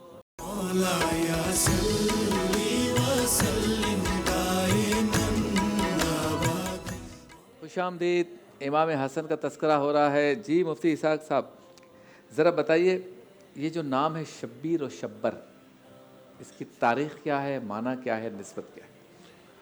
बिस्मिल्लाहिर्रहमानिर्रहीम। अल्लाहुम्मा रब्बि इश्रह ली सदरी व यस्सिर ली अमरी वहलुल उक़दतम मिन लिसानी यफ़क़हू क़ौली वजअल ली वज़ीरम मिन अहली। मेरे प्यारे आका सल्लल्लाहु तआला अलैहि वसल्लम ने हज़रत हारून अलैहिस्सलाम के साहबजादों के नाम पर अपने नवासों का नाम रखने का इरादा फरमाया था। शब्बर और शबीर उनके साहबजादों के नाम थे, तो इस निस्बत से नबी मुकर्रम अलैहिस्सलाम ने नाम रखने का इरादा फरमाया। तो फिर नबी मुकर्रम अलैहिस्सलाम को हसन और हुसैन नाम अता फरमाए गए। इन दोनों का माना हुस्न से है, इसलिए आप ये देखिए कि दोनों में हुस्न नज़र आता है और इनका ज़िक्र इतना हसीन होता है कि आप हुसैन पढ़ें तब भी मज़ा आता है और हसीन पढ़ें तब भी मज़ा आता है। वाह वाह। और दोनों में हसन आएगा तो हुसैन आएगा, दोनों में हसीन भी आएगा। और आप ये देखिए कि ये हुस्न और सारा मामला चलता चलता یہاں تک پہنچا ہے نبی پاک علیہ الصلوۃ والسلام سے سیدنا امام حسن حسین تک، اور پھر یہ سلسلہ آگے چلا حضرت علی اکبر تک، اور پھر آگے پھر اہل بیت اطہار کے جو ائمہ ہیں ان میں سلسلہ چلتا چلا جا رہا ہے۔ تو یوں آپ یہ دیکھیے کہ نبی پاک علیہ الصلوۃ والسلام کی دو چیزیں آگے منتقل ہوتی چلی گئی ہیں، ایک نبی پاک علیہ الصلوۃ والسلام کا علم، اور دوسرا نبی پاک علیہ الصلوۃ والسلام کی سیرت کا معاملہ، اور تیسرا اس میں آپ شامل کیجئے کہ حسن کا معاملہ۔ تو لہذا آپ کو جو خاص طور پر حسنی یا حسینی سید نظر آئیں گے نا، آپ جب ان کو دیکھیں گے تو ان میں قدرتی طور پہ ایک حسن و جمال آپ کو نظر آئے گا، دیکھ کے لگے گا واقعی بھائی یہ فاطمی سید ہے، حسنی یا حسینی سید ہے، واقعی آپ کو دیکھ کے لگے گا۔ تو یوں مطلب اس اعتبار سے ہمیں ان چیزوں کو دیکھ لینا چاہیے۔ اگلی گزارش میں یہ کرنا چاہتا ہوں کہ سیدنا امام حسن مجتبیٰ رضی اللہ تعالیٰ عنہ کی شان یہ ہے، آپ کے القابات بڑے زیادہ ہیں۔ ایک لقب آپ کا سید الاسخیاء ذکر کیا گیا، یعنی سخیوں کا سردار، اور اس اعتبار سے آپ کی سیرت نگاروں نے لکھا ہے کہ آپ کی شان یہ ہے کہ 2 مرتبہ آپ نے اپنے گھر کا پورا مال اللہ کی راہ میں خیرات کر دیا، اور 3 مرتبہ ایسا ہوا کہ آپ نے اپنا آدھا مال اللہ کی راہ میں خیرات کیا۔ اور آپ کی شان یہ ہے کہ آپ کے معمولات میں لکھا گیا، یعنی سید الاسخیاء کے اعتبار سے، کہ آپ روزانہ فجر کے وقت مسجد نبوی میں تشریف لاتے، نماز ادا فرماتے، اس کے بعد وہیں تشریف فرما رہتے، یہاں تک کہ لوگوں سے ملاقات کا سلسلہ رہتا، اس کے بعد نماز اشراق و چاشت ادا فرمانے کے بعد ازواج مطہرات رضی اللہ تعالیٰ عنہن کے گھر تشریف لے جاتے، اور ایسے نہ جاتے بلکہ کوئی نہ کوئی تحائف آپ کے پاس ہوتے تھے، کوئی نہ کوئی ہدیہ ہوتا تھا جو ازواج مطہرات رضی اللہ تعالیٰ عنہن کی بارگاہ میں پیش کیا کرتے تھے۔ تو آپ دیکھیے کہ علی کا بیٹا ہو اور ازواج مطہرات سے محبت کا معاملہ، کیسا معاملہ آپ کو نظر آتا ہے یہاں پہ اہل بیت اطہار اور ازواج مطہرات رضی اللہ تعالیٰ عنہن کے درمیان محبت کا معاملہ۔ دوسرے یہ کہ آپ کا ایک لقب ذکر کیا گیا تقی۔ اچھا، تقی بھی اس اعتبار سے کہ گویا کہ خوف خدا اور عبادت کا معاملہ، ظاہر ہے کہ آل رسول ہیں تو پھر ظاہر ہے کہ اس میں تو کوئی دوسرا کلام ہی نہیں ہے کہ کیا عبادت کا معاملہ ہوگا۔ آپ اس سے اندازہ لگائیے کہ آپ نے اپنی عمر بھر میں 25 حج فرمائے، 25 حج فرمائے، اور ان میں سے 22 حج وہ ہیں جو آپ نے مدینے سے مکے پیدل جا کر کے کیے۔ کسی نے کہا تھا کہ آپ پیدل چل کے جاتے ہیں، کہا کہ مجھے اپنے رب کی بارگاہ میں سواری اختیار کرتے ہوئے بڑی شرم آتی ہے۔ تو یہ اندازہ لگائیے کہ یہ کیسی ہستی ہے کہ جوانی کا معاملہ بھی ہے، اور کون ہوگا جو یہ کہے کہ جناب میری سواری آپ کے لیے حاضر نہیں ہے، وہ تو سب کے سب اہل بیت پہ اپنی جانیں قربان کرنے کے لیے تیار ہیں۔ تو یوں آپ دیکھیے کہ آپ کا جو کردار ہمیں نظر آتا ہے اس اعتبار سے نا، یہ نہیں کہ فقط نواز رسول ہونے کی نسبت مل گئی تو بس ٹھیک ہے ساری نسبتیں حاصل ہو گئیں، بلکہ آپ کریکٹر اور کردار کا معاملہ دیکھیے کہ پھر ذمہ داری زیادہ ہے آپ پر، ذمہ داری زیادہ ہے کہ جب نسبت حضرت علی و فاطمہ رضی اللہ تعالیٰ عنہما سے ہے اور نسبت نبی پاک علیہ الصلوۃ والسلام سے، تو پھر ذمہ داری بھی اتنی زیادہ بڑی ہے، مقام بھی اتنا زیادہ بڑا ہے، اور مرتبہ بھی اتنا زیادہ بڑا ہے، تو پھر اہمیت بھی اس اعتبار سے آپ بیان فرما رہے ہیں۔ آپ دیکھیے کہ مدینے سے مکے پیدل چلنا کوئی آسان ہوگا اس دور کے اندر؟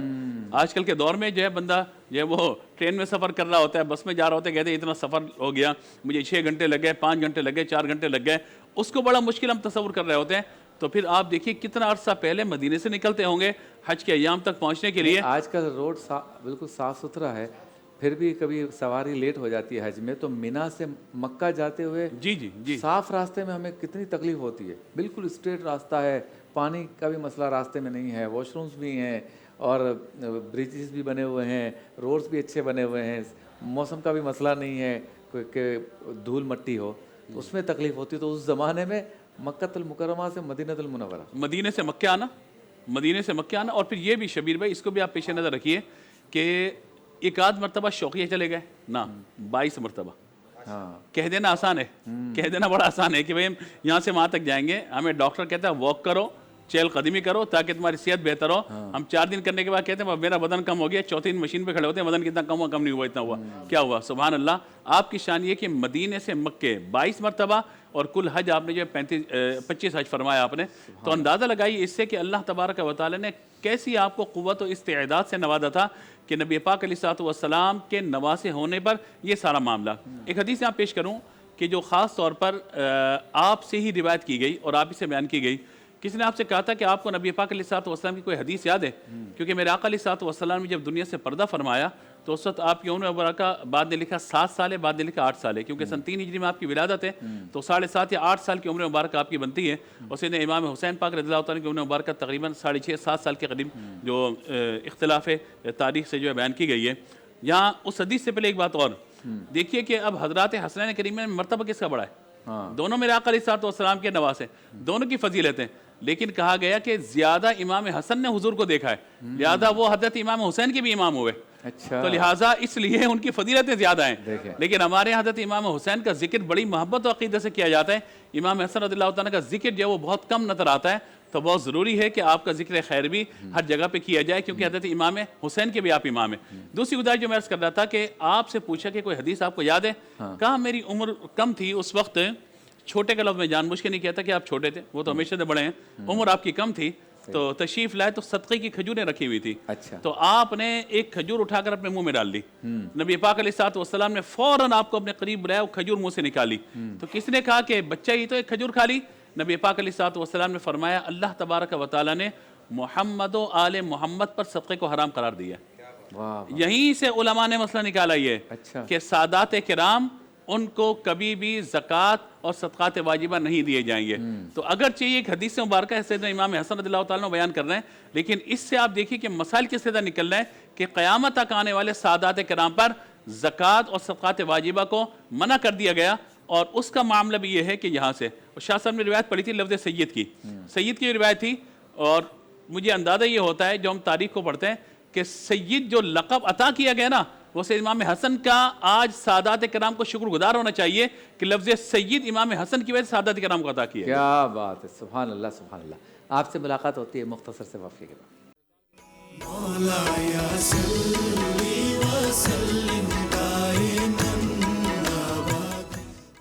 خوش آمدید، ایک بار پھر آپ کی خدمت میں حاضر ہیں۔ عالم ٹائم میں ہم موجود ہیں، حضرت امام حسن رضی اللہ تعالیٰ عنہ کا تذکرہ ہو رہا ہے۔ مفتی صاحب، میرا یہ بیٹا 2 گروہوں میں صلح کروائے گا۔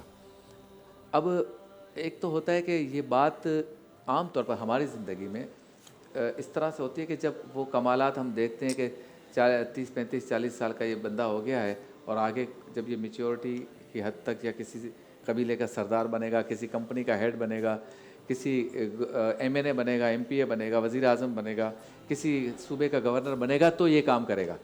سرکار فرما رہے پہلے سے ماشاءاللہ، تو یہ تو ہو گیا سرکار دو عالم صلی اللہ علیہ وسلم کا معجزہ، لیکن ایج بھی ان کی زیادہ نہیں ہوئی۔ چلیں، سرکار نے فرمایا اور اللہ تعالیٰ نے حضرت امام حسن کو 96 97 98 100 سال کی عمر دی ہو، اور 70 72 سال کی عمر میں جب وہ ایک زیرک سیاستدان یا زیرک گورنر یا ایک زیرک لیڈر بن گئے ہوں، پھر ایسی کوئی صورت آئی ہو۔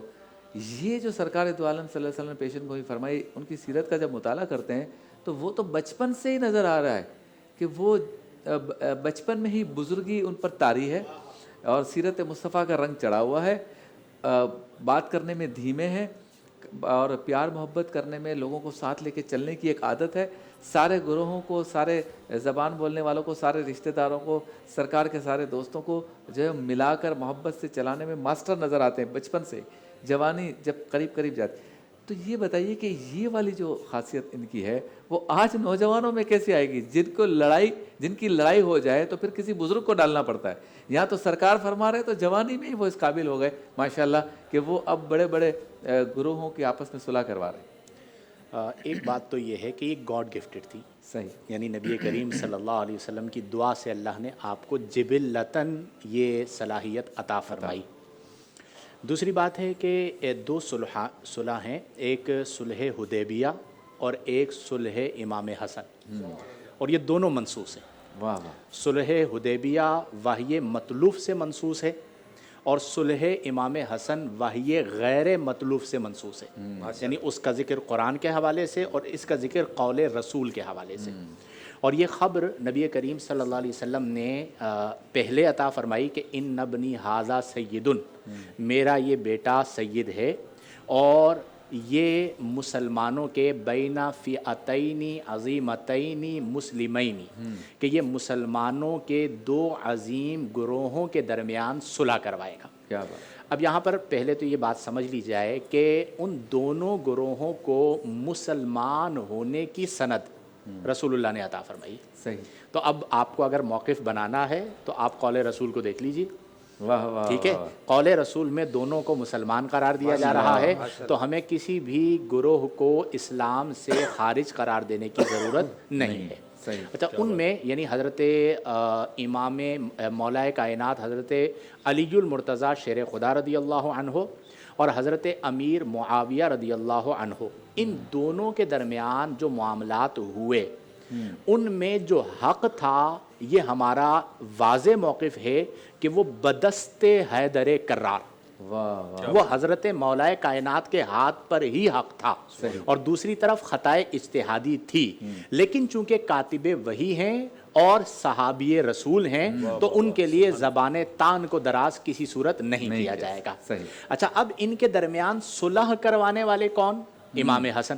واہ واہ واہ۔ ابھی مفتی صاحب نے ذکر کیا کہ حسنین کریمین میں درجے کے اعتبار سے جو بلند درجہ ہے وہ امام حسن کا ہے امام حسین پر، کیونکہ امام حسن جو ہیں وہ امام الحسین بھی ہیں، یعنی حضرت امام حسین کے بھی امام ہیں، تو ان کا درجہ بلند ہے۔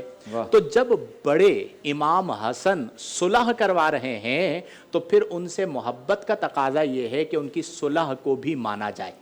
مسئلہ کیا ہوتا ہے شبیر بھائی کہ کچھ مسئلے تو ہوتے ہیں جو ہم پیدا کرتے ہیں، مسئلہ ٹھیک کیا ہے، مسئلہ کیا ہے؟ دوسرا کیا ہوتا ہے کہ ہم پہلے ایک فکر بناتے ہیں، پھر روایات کو دیکھتے ہیں اور اپنی فکر کے مطابق روایات میں رد و بدل کرتے ہیں، ڈھالنے کی کوشش کرتے ہیں۔ میں نے جو سوچ بنا لی ہے نا اس کے سانچے میں ڈھالو اور لوگوں پر اسے تھوپ دیا جائے اور اسی کو درست قرار دیا جائے۔ تو اس میں بڑی آسان سی بات ہے کہ پہلی بات یہ ہے کہ صلح امام حسن کی خبر رسول اللہ نے عطا فرمائی، تو پہلے تو انڈورسمنٹ وہیں سے ہو گئی کہ آقا نے پہلے بتا دیا کہ یہ صلح کروائیں گے تو صلح امام حسن ہوئی۔ دوسری بات یہ ہے کہ آقا کریم نے پہلے بتا دیا کہ بین فئتین عظیمتین من المسلمین، تو دونوں طرف کے جو گروہ ہیں وہ دونوں مسلمان ہیں، یہ بھی رسول اللہ صلی اللہ علیہ وسلم نے بتا دیا۔ تیسری بات اس میں بڑی آسان سی ہے، وہ یہ ہے کہ دو نواسے ہیں، ایک ہے امام حسن، ایک ہے امام حسین۔ امام حسن کی مشہور صلح ہے اور امام حسین کی مشہور جنگ ہے۔ اب عقیدہ بالکل واضح ہے، اور وہ عقیدہ یہ ہے کہ جن سے امام حسن نے صلح کر لی ان سے ہماری جنگ نہیں، صلح ہے، اور جس سے امام حسین نے جنگ کر لی اس سے ہماری جنگ ہے، صلح نہیں ہے۔ یہ ہے واضح پیغام، یعنی حضرت امیر معاویہ رضی اللہ عنہ سے صلح ہوئی تو ان کے ساتھ صلح ہے، جنگ نہیں ہے، اور یزید خبیث سے جنگ ہوئی تو اس سے قیامت تک جنگ یزیدیوں سے بھی ہے، صلح نہیں ہو سکتی۔ یہ وہ بنیادی عقیدہ ہے جو حضرت امام حسن مجتبی رضی اللہ عنہ کی صلح کے حوالے سے ملتا ہے، اور یہ کتنی بڑی بات ہے کہ آج کرسی کوئی نہیں چھوڑتا۔ امام حسن مجتبی رضی اللہ عنہ امت مسلمہ کے وسیع تر مفاد میں اپنی کرسی سے، ورنہ امام حسن کو کرسی سے کون ہٹا سکتا تھا؟ ٹھیک ہے، آپ کے نانا جان کی کرسی ہے، آپ اس پر بیٹھے ہیں اور لوگوں کے دلوں میں محبت اہل بیت ہے، آپ نے مسلمانوں کے وسیع تر مفاد میں اس کرسی سے سبکدوشی اختیار کی اور اس کرسی کو چھوڑا اور حضرت امیر معاویہ رضی اللہ عنہ کو جو ہے ملوکیت عطا کی، اور وہ پھر آگے ملوکیت والی ایک پوری بحث سے وہ سلسلہ چلا، لیکن یہ ایک مثال بن گئی کہ آپ نے اہل اسلام کے وسیع تر مفاد میں اپنے عہدے کی قربانی عطا فرمائی تاکہ مسلمانوں میں کسی بھی نوعیت کا انتشار نہ ہو۔ ون لائنر یہ ہوگا کہ جو نبی کریم نے خبر دی تھی، دو خبریں، ایک صلح کی، ایک جنگ اور شہادت کی۔ صلح کی خبر کو امام حسن نے سچا کیا، جنگ اور شہادت کی خبر کو امام حسین نے سچا کیا۔ ہمارے ایک ہاتھ میں صلح امام حسن ہے، دوسرے ہاتھ میں جنگ امام حسین ہے، جن سے صلح ہے ان سے صلح ہے، جنگ نہیں، اور جس خبیث سے جنگ کی ہے اس سے جنگ ہے، قیامت تک صلح نہیں ہو سکتی۔ ہاں جی شاہ صاحب کچھ اضافہ، 2 منٹ کے بعد بریک۔ بسم اللہ الرحمن الرحیم۔ مفتی صاحب نے برکت کے لیے بالکل مفتی صاحب نے بالکل درست فرمایا کہ امام حسن لجپال سرکار کی جن سے صلح ہے ہم ان سے جنگ نہیں کر سکتے، اور امام حسین لجپال سرکار کی جس سے جنگ ہے ہم اس سے صلح نہیں کر سکتے۔ اور واضح طور پر ہمارے بزرگوں نے اپنی کتب کے اندر اس بات کو لکھا کہ امام حسن لجپال سرکار اتنا بڑا عہدہ سرکار سیدنا امیر معاویہ کو سونپ رہے ہیں تو کیا وہ انہوں نے یہ سمجھ کر ہی تو سونپا ہے کہ وہ یہ اس کے اہل ہیں، اسی لیے آپ نے سونپا ہے۔ کیا بات۔ صرف ایک میں اس میں ایک اضافہ کروں گا کہ محدثین نے لکھا کہ آپ نے فرمایا کہ آپ نے ظہر کی نماز کے وقت جو ہے یا جس بھی نماز کے وقت آپ نے خلافت کے فرائض اپنے ذمہ لیے، اور اسی نماز کے وقت میں آپ نے خلافت کے فرائض سے دستبرداری اختیار کی، کیونکہ نبی پاک علیہ الصلوۃ والسلام نے ارشاد فرمایا تھا کہ الخلافت من بعدی ثلاثون سنہ، کہ میرے بعد خلافت 30 سال تک چلے گی۔ جس دن امام حسن نے خلافت کو چھوڑا ہے اسی دن، اسی لمحے، اسی سیکنڈ میں 30 سال پورے ہو گئے تھے۔ امام حسن نے نبی پاک کی اس پیشن گوئی کو بالکل پورا کر دیا۔ سبحان اللہ۔ بریک۔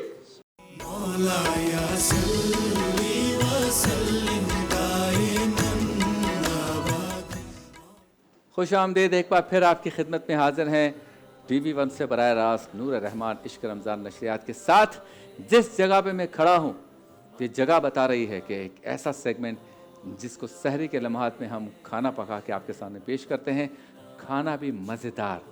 سیگمنٹ کا نام ہے مزیدار سحری۔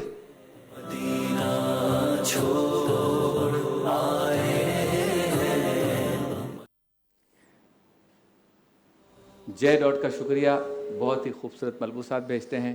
اور السلام علیکم شیف معراج۔ وعلیکم السلام۔ اچھا، شیف معراج جو ہے نا وہ اب آہستہ آہستہ اپنا سینہ چوڑا کر رہے ہیں، جس کے بعد مجھے دل کرتا ہے کہ میں ان کو سیٹھ معراج کہنا شروع کروں۔ سیٹھ معراج، کیا حال ہے آپ کا؟ الحمدللہ۔ کیسا کرتا بھیجا ہے؟ شلوار بلکہ پاجامہ ہے نیچے، زبردست، سبحان اللہ۔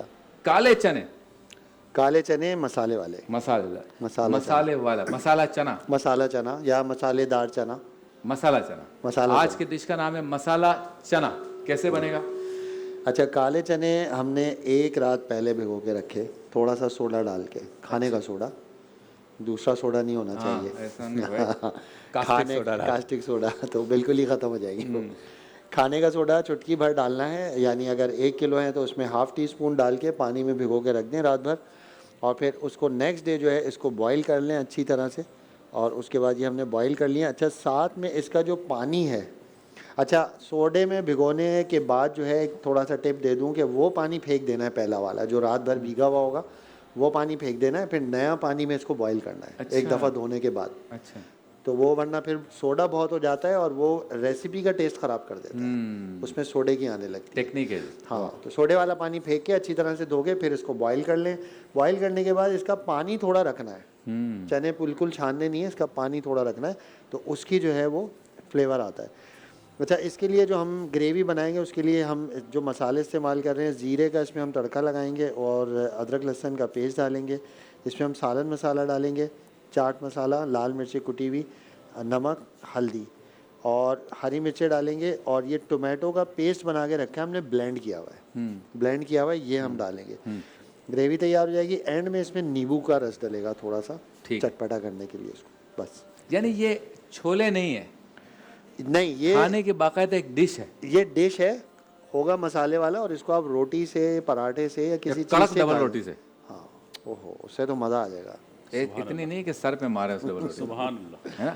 سیٹ بنا رہا ہے اور کھلا بھی رہا ہے۔ سیٹ بنا بھی رہا ہے، آج کل سیٹوں کا بڑا تذکرہ ہو رہا ہے، اور آپ تو وہ سیٹ ہیں جو کھانا خود بنا رہے ہیں، کچھ سیٹ ایسے ہیں جو کھانا کھلانے کے لیے جانور بھیج رہے ہیں، اس پر بھی اعتراض ہے۔ کوئی گائے بھیج رہا ہے تو اعتراض ہے کہ کیوں بھیجی، اتنے دانت کی کیوں ہیں؟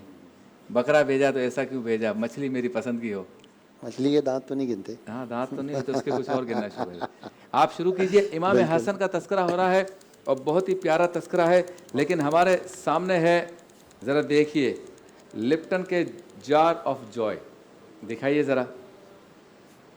میں نے اس کو دیکھا نا شیخ معراج، اتنی خوشی ہوئی کہ چائے تو کتنے خوبصورت طریقے سے انہوں نے ایک جار میں جو ہے پرو دیا ہے، رکھا ہے، سجایا ہے، اور مطلب یہ کہ کچھ چیزیں ایسی ہوتی ہیں کہ پینے میں، کھانے میں تو ساری ایک جیسی ہوتی ہیں، لیکن پریزنٹیشن کا فرق ہوتا ہے، ان کو کیئر کرنے کا یا ان کا کیئر کرنے کا فرق ہوتا ہے۔ تو اس وجہ سے جو ہے وہ اس کا خیال رکھا جاتا ہے کہ کون سی کمپنی کس طرح سے اپنی چیز یا پروڈکٹ کو جو ہے نا وہ سیف رکھتی ہے، سیکیور رکھتی ہے، صاف ستھرا رکھتی ہے۔ تو لپٹن کے یہ جو ہمارے کرم فرما ہیں، انہوں نے یہ دونوں جار ہمارے سامنے رکھے ہیں، اور ان کا کہنا یہ ہے کہ آج کل یہاں ہر جگہ وہی سیم پرانی پرائز آفر بھری پڑی ہیں، لیکن لپٹن لایا ہے کچھ خاص، اور کچھ خاص کیا ہے کہ یہ خوبصورت اسپیشل ایڈیشن جار آف جوائے، اور اس رمضان لپٹن لایا ایک اسپیشل جار آف جوائے۔ اس اسپیشل جار میں ہے محفوظ، جس کا میں نے تذکرہ کیا کہ محفوظ ہو گیا، اس میں چائے کا جو رکھن ہے وہ بالکل محفوظ ہو گیا، لپٹن سے ملے perfect golden colour, perfect golden colour. اور दूसरी बात ये इनका पैगाम ये कि हम सब के घर में किचन कैबिनेट में चाय हमेशा एक पुराने जार में रखी होती है जो अक्सर अम्मी को बहुत अजीज़ होता है। तो लिप्टन लाया है हमारे और अम्मियों के लिए एक तोहफ़ा, एक खूबसूरत चाय का जार जो भरे आपके किचन की रौनक या बढ़ाए आपके किचन की रौनक। बिल्कुल। मैं तो चाहूँगा कि जब ये नशरियात ख़त्म हो जाए तो ये दोनों जार मैं अपने घर ले जाऊँ तो मेरे घर की भी जो है ना रौनक बढ़ जाए। मेरी अम्मी तो इस दुनिया से चली गई हैं, लेकिन बच्चों की अम्मी जो है ना वो खुश हो जाएगी कि कुछ तो लाए भाई। बहुत शुक्रिया लिप्टन का कि उन्होंने ये खूबसूरत 2 जार ऑफ जॉय भेजे। अच्छा जी, मुफ्ती ग़ुलाम दस्तगीर साहब ज़रा ये बताइए, इमाम हसन की सीरत में इतने सारे पहलुओं का तस्करा हुआ, कोई एक बात जो आपको एज़ ए आलिम दीन, as a Mufti, as a रूहानी स्कॉलर आपको लगी हो कि ये वो कमाल है कि इमाम हसन की सीरत का तस्करा करें और ये बात ना बताएं तो मुकम्मल नहीं होती? देखिए, सीरत इमाम पाक रदी अल्लाह ताला अन्हु ऐसी सीरत मुतय्यबा है हज़रत की कि हर पहलू रोज़ रोशन की तरह आया है। लेकिन आज एक अहम तरीन बात की तरफ मैं निशानदही करना चाहूँगा जी कि एक तादाद है हमारे ज़माने में, यानी कि बेहिस्सी की इंतहा हो गई कि झूठी शोहरत पाने के लिए, झूठा नाम पाने के लिए अपने आप को सैयद कह दिया जाता है। हाँ होते नहीं है वो सादात, हाँ सैयद कह देते हैं। हालांकि अगर वो सैयद इज़्ज़त पाना चाहते हैं तो ग़ुलाम सैयद बने, हाँ। क्योंकि नबी करीम अलैहिस्सलाम की भी हदीस पढ़ी गई कि हुज़ूर ने फरमाया, जिसने मुझसे मोहब्बत की, जिसने मेरे नवासों से मोहब्बत की, जिसने मेरे नवासों की अम्मी जान से मोहब्बत की, अब्बू जान से मोहब्बत की, हुज़ूर ने फरमाया मेरे साथ क़यामत के दिन वो होगा। ये कितना बड़ा शरफ, क्या बात, क्या ज़रूरत है इधर उधर जाने की। वाह और हदीस पाक में खुद रसूलुल्लाह अलैहिस्सलाम ने मलऊन कहा ऐसे शख्स को, लानती कहा। अच्छा, कि फरमाया जिसका बाप कोई और हो वो अपना वालिद किसी और को बताए। हुज़ूर ने फरमाया अल्लाह की लानत है, फरिश्तों की लानत है और तमाम अहले ज़मीन की उस पर लानत है। तो ये याद रखिए कि वो सैयद नहीं है और अपने आप को सैयद कह रहा है बाकायदा।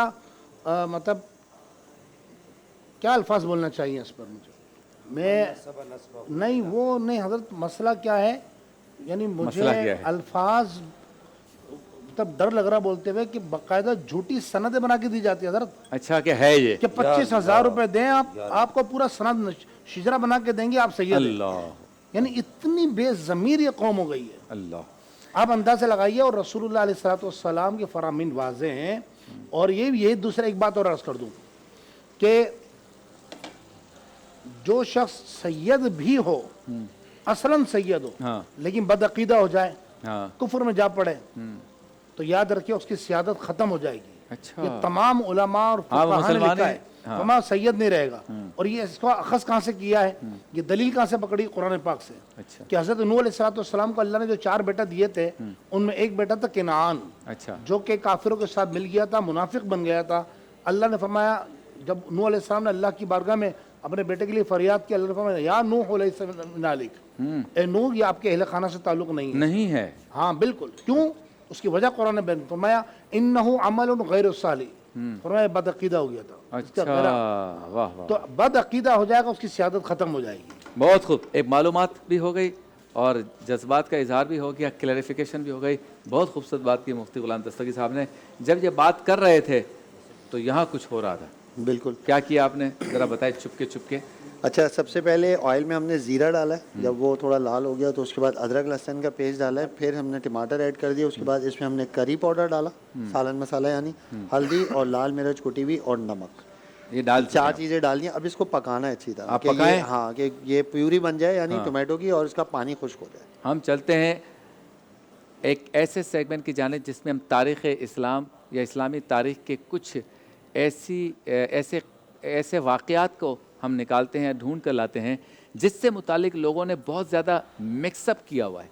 यानी वाक़े को या तो आगे पीछे कर दिया या जुमलों को आगे पीछे कर दिया, या वो वाक़या सिरे से है ही नहीं, और अगर है तो उसको इतना तोड़ मड़ोड़ कर पेश किया कि समझ में नहीं आ रहा कि इधर की बात सही है इधर की सही है।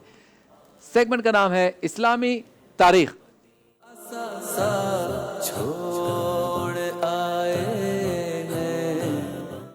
इस्लामी तारीख़ में आज हम जिक्र करेंगे एक कवाली के अंदर हम एक शेर सुनते हैं, हज़रत बिलाल ने जो अज़ान सहर न दी, कुदरत खुदा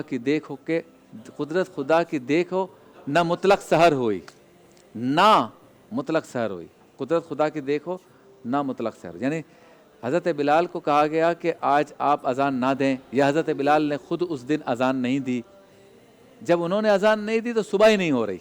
ये वाक़या है, और इस वाक़े को बयान इस तरह से किया जाता है आम तौर पर कि हज़रत बिलाल इतने जलील क़द्र सहाबी रसूल थे कि उनकी ज़बान में अगर लुकनत थी भी तो वो लुकनत भी रब को इतनी पसंद थी कि रब ताला जो है वो पसंद फरमाता था कि आप ही अज़ान दें, और जिस दिन आपने अज़ान फ़जर नहीं दी तो उस दिन रब ताला ने सुबह नहीं की। ये बताने वाले इसको इस तरह पोर्ट्रे करते हैं। असल में क्या वाक़या है, मुफ्ती शाहिद साहब से पूछते हैं कि कोई ऐसा वाक़या है भी या नहीं है, तो ज़रा ठीक करके बताएं कि असलन क्या है। जी मुफ्ती साहब। देखें, ये जो शेर पढ़ा जाता है और ये वाक़या भी बाज़ जाहिल खुतबा बयान करते रहे हैं, अब तो ख़त्म हो गया है। माजी के अंदर ये वाक़या बहुत ज़्यादा बयान होता रहा है। ये मौजू वाक़या है, यानी मन घड़त वाक़या है, इसका इस्लाम के साथ कोई ताल्लुक़ नहीं है। अच्छा। यानी इस तरह का सिरे से कोई वाक़या हुआ ही नहीं है। ये असल में शबीर भाई हमारे इस एरा का भी एक मसला है। हाँ। जैसे मुफ्ती साहब जिक्र कर रहे थे ना कि सादात के हवाले से, हाँ। तो मुझे याद पड़ता है गालिबन डॉक्टर अब्दुल कदीर साहिब ने लिखा किसी मकाम पर कि मैं अरब में गया, मैंने इतने सैयद वहाँ पर नहीं पाए जितने पाकिस्तान में मिलते। अच्छा। तो आप जहाँ से सियादत शुरू हुई है वहाँ पर आपको इतने सादात नहीं मिलेंगे। आप यहाँ पे जहाँ जिस तरफ जाएं आपको हर कौम के अंदर सादात मिलेंगे। बल्कि ये अलमिया हुआ जी, बल्कि मुझे किसी ने बताया कि एक स्टेज पर जो है वो 2-3 सादात पीरान इज़्ज़ाम बैठे थे, उसमें से एक वो भी था जो खुद अपने आप को सैयद कहता था, जिसका तज़किरा मुफ्ती साहब ने फरमाया कि वो थे नहीं सैयद, लेकिन खुद को सैयद ही बताते थे। तो कॉम्पियर को ये पता था, होस्ट को, कि ये मामला वही वाला है जिसका तज़किरा मुझे, तो उन्होंने कहा अब तशरीफ़ लाते हैं वो साहब जो अभी अभी सैयद हुए हैं। बिल्कुल ऐसा ही है कि हमने लोगों को इतना तंज कर दिया, हमने लोगों को सैयद बनते देखा है। हाँ, वो स्टेज पर जो है वो सैयद इंस्टेंट बनते हुए नजर आए। अच्छा, ये बहुत जुर्रत की बात है। अभी आज शाम को मेरे कुछ अहबाब के साथ एक गुफ्तगू चल रही थी तबर्रुकात के हवाले से। हाँ, ये भी बड़ा उसमें एक शख्स है जो कहता है कि मेरे पास हज़रत खतीजतुल कुबरा रदी अल्लाह ताला अन्हा और सय्यदा कायनात रदी अल्लाह ताला अन्हा के मुँह मुबारक है। अल्लाह। अब आप मुझे बताइए कि कितनी जुर्रत की बात है कि जिनके मुबारक बालों को आसमान ने नहीं देखा, और आप ये दावा कर रहे हैं कि उनके मुँह मुबारक मेरे पास कारनामा बता रहे हैं, और कारनामा, और उसके ऊपर पैसे जमा करने की कोशिश कर रहे हैं। आपने उसे तबर्रुक बना दिया। एक शख्स कहने लगा जी मेरे पास नबी करीम सल्लल्लाहु अलैहि वसल्लम का पसीना मुबारक है, नबी करीम सल्लल्लाहु अलैहि वसल्लम का जो पसीना मुबारक है वो मेरे पास मौजूद है, और इत्र के अंदर उसे जो है ना शीशी के अंदर रखा हुआ है। ये मन घड़ाते मुमकिन ही नहीं है कि नबी करीम सल्लल्लाहु अलैहि वसल्लम का पसीना जो है वो आज तक संभाल के रखा जाए। इसी तरह एक शख्स ने यहाँ तक किया कि हमारे माशरे पाकिस्तान की बात हो रही है कि ग़ज़वा ओहद में जो नबी करीम सल्लल्लाहु अलैहि वसल्लम के जिस्म अतहर से खून मुबारक निकला था, तो उसने कहा वो खून मुबारक मेरे पास है बतौर तबर्रुक। अब आप बताइए क्या कह रहे, सिलाई मशीन और बहुत सारी चीज़ें। अल मुख्तसर ये है कि ये जो तबर्रुकात के दायरे को फैलाया हुआ है, चलें ये तो एक ऐसी मतलब ज़िमनन बात है, ज़िमनन आ गई, लेकिन ये जो चीज़ें इस तरह की बना रखी हैं ये बहुत जुर्रत की बात है। और नबी करीम सल्लल्लाहु अलैहि वसल्लम से मंसूब करना, बात मंसूब करने के ऊपर वईद जहन्नम है कि मन कज़िबा अलैया मुतअम्मिदन फलियतबव्वा मक़अदहु मिनन नार। तो यहाँ पर तो आप पसीना मंसूब कर रहे हैं, और फिर वो हस्तियां कि जिनके बालों को आसमान ने नहीं देखा, उन मुक़द्दसात हस्तियों को आप ये कहना कि उनके मुँह मुबारक आपके पास मौजूद हैं, ये इंतहाई जहालत की बात है। मुँह मुबारक के हवाले से एक बात याद रखें, दो टोक, कि असलन जो अदब है वो नबी करीम सल्लल्लाहु अलैहि वसल्लम के मुँह मुबारक बस। उसके अलावा जो हमारे यहाँ चीजों को फैला दिया गया है उसकी वजह से इतनी खराबियां आ रही हैं। हम आजमाइश में आ जाते हैं, ना भी नहीं बोल सकते, हाँ भी नहीं बोल सकते, ज्यादा सख्ती भी नहीं कर सकते, नरमी भी नहीं कर सकते। शबीर भाई, जो पसीने वाली बात है इस पे सख्ती करके कहेंगे ये झूठ बोल रहा है, उसको शट अप कॉल दी जाएगी। ठीक है। जो हजरत सैयदा कायनात के मुँह मुबारक की बात कर रहा है उसको सख्ती के साथ जो है वो शट अप कॉल दी जाएगी। ठीक हो गया। जो नबी करीम सल्लल्लाहु अलैहि वसल्लम के दमे मुबारक, खून मुबारक की बात कर रहा है उसको सख्ती से रोका जाएगा कि ये हमारे मुआशरे के अंदर ان چیزوں کی بنیاد رکھ دی گئی ہے جو من گھڑت ہے اور جرت کی بات ہے. کل اللہ رسول کی بارگاہ میں کیا جواب دیں گے؟ لہذا ان کی بھی کوئی اصل نہیں ہے. اور حضرت بلال حبشی رضی اللہ عنہ نے آذان نہ دی تو مطلق سحر نہ ہوئی، اس شعر کی بھی کوئی اصل نہیں ہے.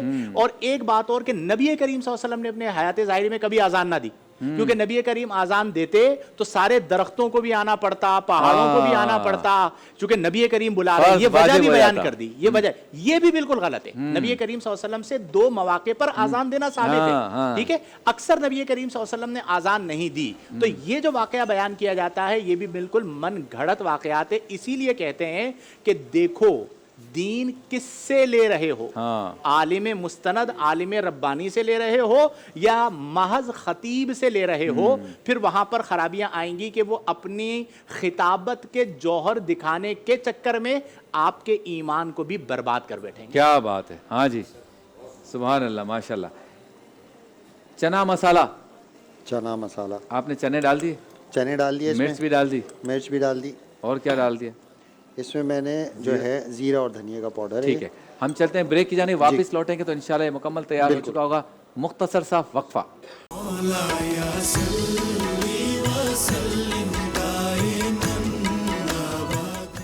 خوش آمدید. حضرت امام حسن رضی اللہ تعالیٰ عنہ کا تذکرہ ہو رہا ہے. بہت ہی خوبصورت گفتگو اس حوالے سے ہوئی کہ بعض لوگ سید ہوتے نہیں ہیں لیکن خود کو سید و سادات کہتے ہیں.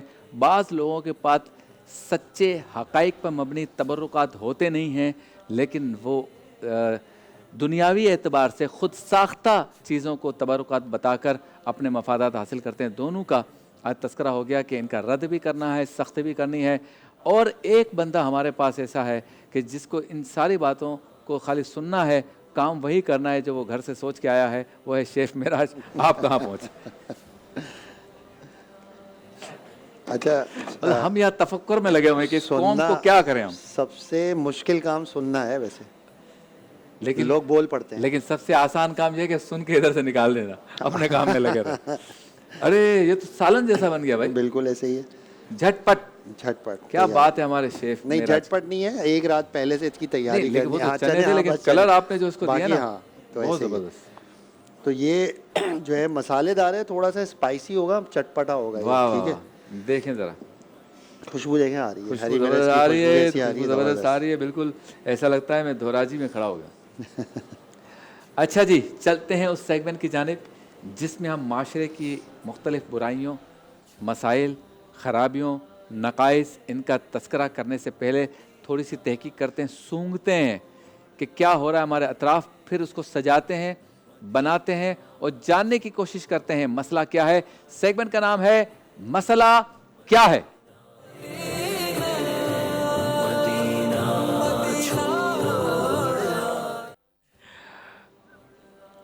پتا ہے کہ گپے لگانا برا کام ہے، معلوم ہے کہ لمبی لمبی چھوڑنا یہ آپ کے کردار کو خراب کرتا ہے، لیکن بعض لوگ جو ہے پھر بھی گپے بھی لگاتے ہیں اور لمبی لمبی چھوڑتے ہیں اور اطراف کے لوگوں کو سمجھتے ہیں کہ سارے کے سارے بے وقوف ہیں اور سارے ان کو دیکھ رہے ہوتے ہیں، یہ سمجھتے ہیں کہ محظوظ ہو رہے ہیں. بھائی وہ آپ کو پاگل سمجھ رہے ہیں شاہ صاحب. وہ خود کیا سمجھ رہا ہے کہ میں گپے لگا رہا ہوں تو میری عزت بڑھ رہی ہے. جیسے کہ ایک شخص نے کہا دوسرے سے کہ بھائی میرے جو دادا تھے وہ اتنے بڑے تیراک تھے کہ وہ سوئمنگ پول میں جب جاتے تھے صبح تو رات کو باہر نکلتے تھے. سامنے والے نے کہا اچھا یہ تو کوئی مسئلہ ہی نہیں ہے.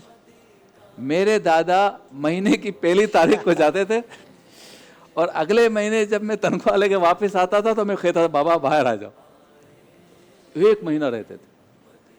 اس نے کہا یار اس کا دادا تو بہت بڑا فنکار نکلا. پھر اس نے کہا پہلے والے نے کہ میرا دادا تیراک کے ساتھ ساتھ فٹ بالر بھی تھا. وہ کک مارتا تھا نا، جب اس گول سے کک مارتا تھا سیدھا اس گول میں جاتی تھی، باقی 22 کھلاڑی ایسے ہی کھڑے رہتے تھے، 20 کھلاڑی، اور سیدھا گول ہو جاتا تھا.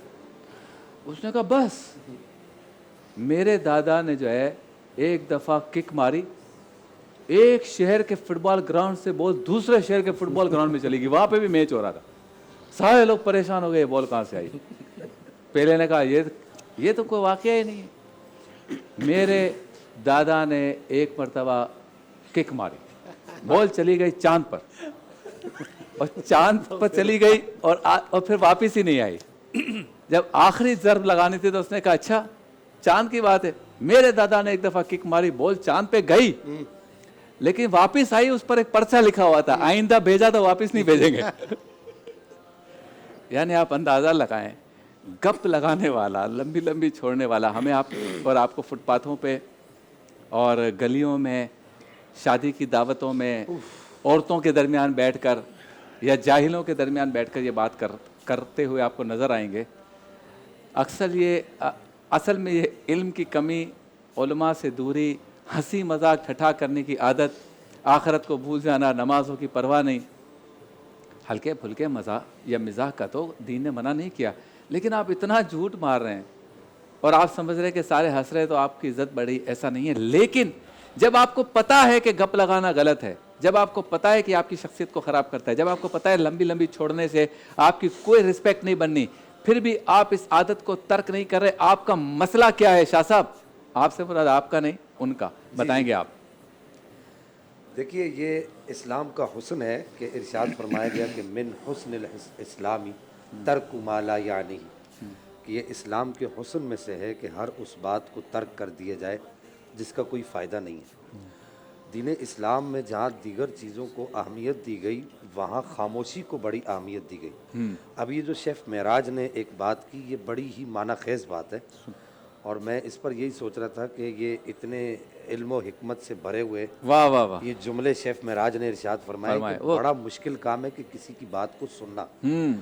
और आप देखिए कि हमारे मुआशरे के अंदर ना सुनने ही का तो मसला है कि लोग किसी की बात को सुनने के लिए तैयार नहीं, कहते यार मेरी सुनो, जो मैं कह रहा हूँ वही बात सुनो। हाँ, तो देखिए, कसरत से गुफ्तगू करने वाला गुनाह में भी पड़ता है, जैसे आपने अभी सुनाया कि वो चांद के ऊपर से सवाल ये पैदा होता है कि वहाँ से लिख के पर्ची किसने भेजी।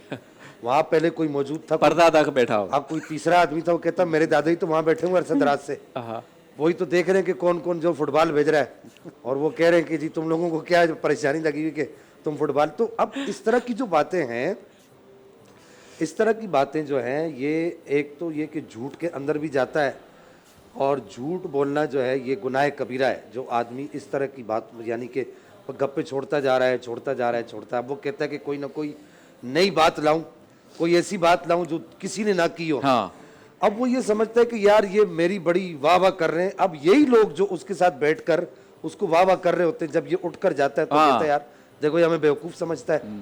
तो आप अपनी कदर जो है कसरत कलाम की वजह से खुद खो देते हैं। ज़्यादा बातें करते हैं तो फिर एक वक्त ऐसा आता है आप झूठ जैसे गुनाह कबीरा के अंदर जाते हैं। तो ऐसे लोगों को मेरा मशवरा ये है कि जब आपको इस तरह की यावा गोई करने का जब आपका इरादा हो, तो आप अपने पास एक काउंटर तस्वीर रख लें, जैसे हमारे क़िबला उस्ताद मोहतरम के पास होती है, तो एक तस्वीर रख लें, आप दुरूद पाक पढ़ लिया करें। ज़्यादा बोलने से जो है वो आपको इस्लाम भी मना करता है। हमारे बुजुर्गान दीन ने भी ये कहा है कि अगर आप खामोशी इख्तियार करोगे तो अल्लाह ताला आप पर हिकमत की बातें नाजिल करना शुरू कर देगा। वाह वाह। शबीर भाई, हमने अपनी ज़िंदगी के अंदर ऐसे लोगों को देखा है कि वो इतने पढ़े लिखे नहीं थे, लेकिन खामोशी इख्तियार करने की वजह से वो जब बातें करते थे तो अल्लाह ताला ने उनकी बातों के अंदर हिकमत के मोती पिरो दिए थे। तो अगर आप खामोशी इख्तियार करते हैं तो आपको एक तो फ़ायदा ये होता है कि ये झूठ से बचते हैं, और दूसरा फ़ायदा एक ये होता है कि आप हिकमत की बातें करते हैं, और तीसरा बड़ा अहम फ़ायदा जो बुज़ुर्गों ने लिखा है वो ये लिखा है कि ऐसा आदमी कायनात के अंदर गौर व फिक्र करने लग जाता है। सही। अल्लाह ताला उसके दिल के अंदर कायनात का तफक्कुर डाल देता है। वाह वाह। और फिर एक वक्त वो आता है कि वो कायनात का जो रब है, जो कायनात का जो खालिक है, जो साने आलम है, जो मुहदिस है इन तमाम चीज़ों का, वो उसकी सिफात पर गौर व फिक्र करने लग जाता है। और जब वो उसकी सिफात पर गौर व फिक्र करने लग जाता है तो फिर एक वक्त वो आता है, अल्लाह ताला उससे विलायत अता फरमाता है। क्या बात है। पाकिस्तान में एक मसला अरसे दराज से है और बिलखसूस पंजाब में है। हम जब उस पर बात करते थे, मैं तो कई सालों से करता रहा, तो लोग हम अच्छा नहीं मानते थे, कहते थे आप क्यों ये वाली बात करते हैं। लेकिन पिछले 7-8 सालों से अब सारे लोग समझ गए कि जो जो इसके ख़िलाफ़ बात करते थे वो बिल्कुल ठीक करते थे, اور یہی وجہ ہے کہ کل بھی ایک واقعہ ہوا فیصل آباد میں کہ پتنگ کی ڈور سے ایک نوجوان کا گلا کٹ گیا. اس سے پہلے بچوں کے گلے کٹتے رہے ہیں. موٹر سائیکل پہ آپ جا رہے ہیں, آپ کو نہیں پتہ ہوتا, جس کو ڈور یا مانجا کہتے ہیں, آپ چونکہ جا رہے ہوتے ہیں 40 50 60 کی سپیڈ سے, تو وہ آپ کے گلے تک آتا ہے. اس کے بعد یہ آپ کے گلے کے بیچ میں یہ جو ہڈی ہے اسے کاٹتا ہے, بندہ گرتا ہے. اب آپ اس کو روکنے کی کوشش کریں, خون نہیں رکتا, اور پھر جو ہے اتنا خون بہہ جاتا ہے, اور پھر ہڈی اندر تک, کیونکہ دھاگا اتنا ہلکی چیز ہے وہ بظاہر, کوئی اتنا بڑا کوئی ہتھیار تو ہے نہیں کہ اس کو لوگ ہٹا دیں. اس کو ڈھونڈنا پڑتا ہے, اور ڈھونڈنے کے لیے بھی وہ آپ کے بھی ہاتھ کاٹ رہا ہوتا ہے, اور جتنا وہ بندہ ہل رہا ہوتا ہے وہ اسے کاٹتا چلا جاتا ہے. تو یہی ہوا کل فیصل آباد میں. ایک نوجوان جو ہے وہ اس دنیا سے چلا گیا. تو میں چاہوں گا کہ مفتی شاہد مدنی صاحب اور مفتی غلام دستگیر صاحب 2 منٹ ترغیب کے لیے بتائیں کہ پتنگ بازی اور یہ جو جس کو ہم کہتے ہیں جو تہوار ہے, جو پتہ نہیں کہاں سے ہمارے پاس آ گیا, بسنت کا تہوار, جس پر میں خود اس کا گواہ ہوں. پتنگ کے علاوہ جو اور بے حیائیاں اور معاشرتی برائیاں, ناچ گانے, اچھل کود, اور میں مطلب آپ کو بیان کیا کروں, ہماری ثقافت کا یہ حصہ ہی نہیں رہے, سارا یہ سب کچھ کثافت ہے.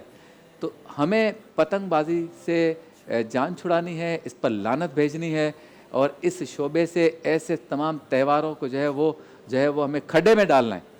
کس طرح سے مفتی شاہد صاحب آپ بتائیے, پھر مفتی غلام. اللہ اکبر. اللہ تعالیٰ ان بھائی کی فیملی کو, شبیر بھائی, صبر عطا فرمائے.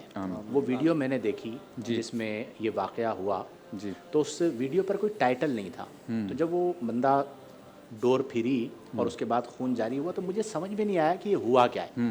میں سمجھا کوئی ان کا فٹ پاتھ پہ سر لگا, پھر بھی اتنی تیزی سے بلڈنگ نہیں ہونی چاہیے. بہرحال وہ بات آئی گئی ہو گئی. پھر رات کو جب سوشل میڈیا پہ بہت زیادہ ہائپ بنی, تو پھر وہ واقعہ سامنے آیا کہ ڈور پھرنے کی وجہ سے یہ معاملہ ہوا. تو سب سے پہلے جو پتنگ باز قاتل ہیں ان کو گورنمنٹ کی ذمہ داری ہے پکڑیں اور اندر ڈالیں. اور یہ جو قتل ہوا ہے رمضان کے اندر, اس قتل کے ذمہ دار بنیادی طور پر وہ حکمران بھی بنتے ہیں جو وہاں پر ایک طرف یہ کہتے ہیں کہ پابندی ہے, دوسری طرف روک نہیں سکتے. تو ان کو پکڑیں اور جیل کے اندر ڈالیں کہ لوگوں کے گھروں سے لاشیں اٹھ رہی ہیں. اچھا, ایک بات تو یہ ہے ان کی ذمہ داری ہے, وہ نہیں کر رہے. تو میں جس محلے میں رہتا ہوں, میرے محلے کے اندر اگر یہ ہو رہا ہے تو میری ذمہ داری یہ ہے, میں یہ نہ دیکھوں کہ میرا یہ ہو جائے گا وہ ہو جائے گا. لوگوں کی جانیں جا رہی ہیں, اپنے محلے والوں کو غیرت دلائیں کہ خبردار یہ نہ کرو, لوگوں کے بچے مر رہے ہیں. اور کس دردناک موت کے ساتھ جب وہ بیچارہ تڑپ کے گرا, وہ منظر آپ دیکھیں تو وہ جان کس طرح دی ہے. تو اس لیے یہ ناجائز کام ہے, حرام کام ہے. اور پتنگ بازی کوئی اسلامی تہوار نہیں ہے.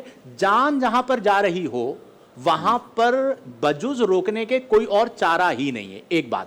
دوسری بات کیا ہوئی کہ کل ایک خبر چلی کہ اس کے دکھ میں اس لڑکے کی والدہ کا انتقال ہو گیا.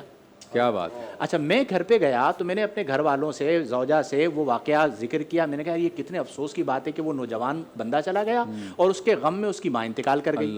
اب ہمارے گھر میں آپ کو اپنے گھر کی بات بتا رہا ہوں کہ سوگ کی کیفیت بن گئی. ایک ماحول ہی ایسا ہو گیا کہ نوجوان بچہ اور پھر ماں کا انتقال ہو گیا. آج شام کو پتا چلا کہ جی وہ خبر ہی جھوٹی تھی. ماں حیات ہیں, اس بندے کا بھائی آ کے بیان دے رہا ہے کہ میری ماں کو کچھ نہ ہوا, خدا کا خوف کرو. ہاتھ جوڑ کر وہ کہہ رہا ہے کہ ایک طرف تو ہمارا بھائی چلا گیا ہے, دوسری طرف تم نے ہماری ماں کو مار دیا. صدمہ ہے, تکلیف ہے, لیکن چند ویوز کی خاطر آپ اس قدر, اب وہ جو خبر تھی وہ غلط تھی لیکن میرے گھر تک اس کا اثر آیا, میری فیملی تک اس کا اثر آیا کہ ہم گھر پہ پریشان بیٹھے ہوئے ہیں کہ یار بیچارہ خود بھی چلا گیا اور اس کی والدہ بھی چلی گئی. تو یہ عوام الناس کو بھی چاہیے کہ غلط خبریں چند ٹکوں کی خاطر معاشرے کے اندر عام نہ کریں.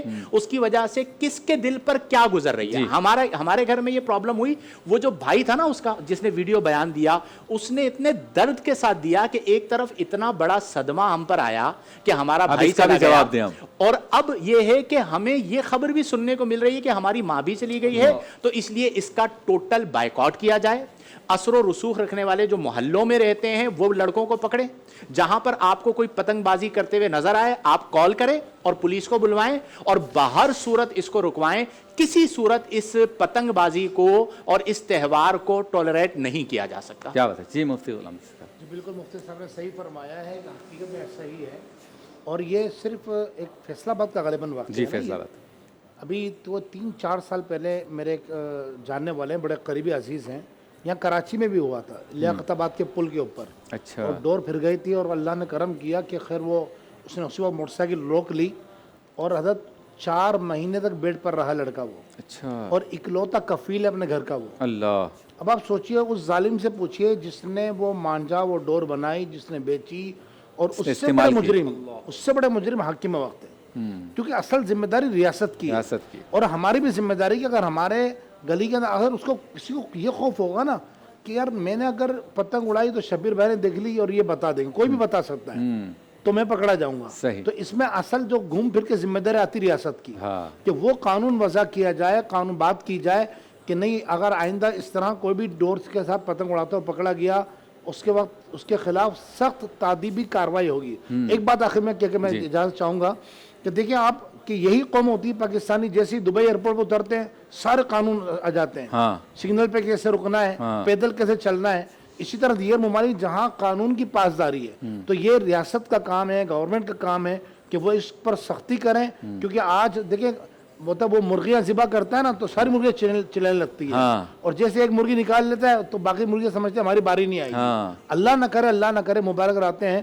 खैर हम उनके फैमिली के गम में बराबर के शरीक, अल्लाह पाक उस बच्चे की मग़फ़िरत फरमाए, उनके लवाहिकीन को सब्र अता फरमाए। लेकिन मैं ये कहूँगा कि खुदा के वास्ते इस सिलसिले की रोकथाम की जाए, क्योंकि कल आज उस बच्चे का नंबर आया है, कल अल्लाह ना करे हमारे बच्चों का नंबर आ सकता। और हम देखें इस प्रोग्राम के ज़रिए कैसे कैसे मसाइल का तस्करा करते हैं। बिल्कुल। गुटखा, पतंगबाजी, चरस, नशे, ये सारी चीज़ें।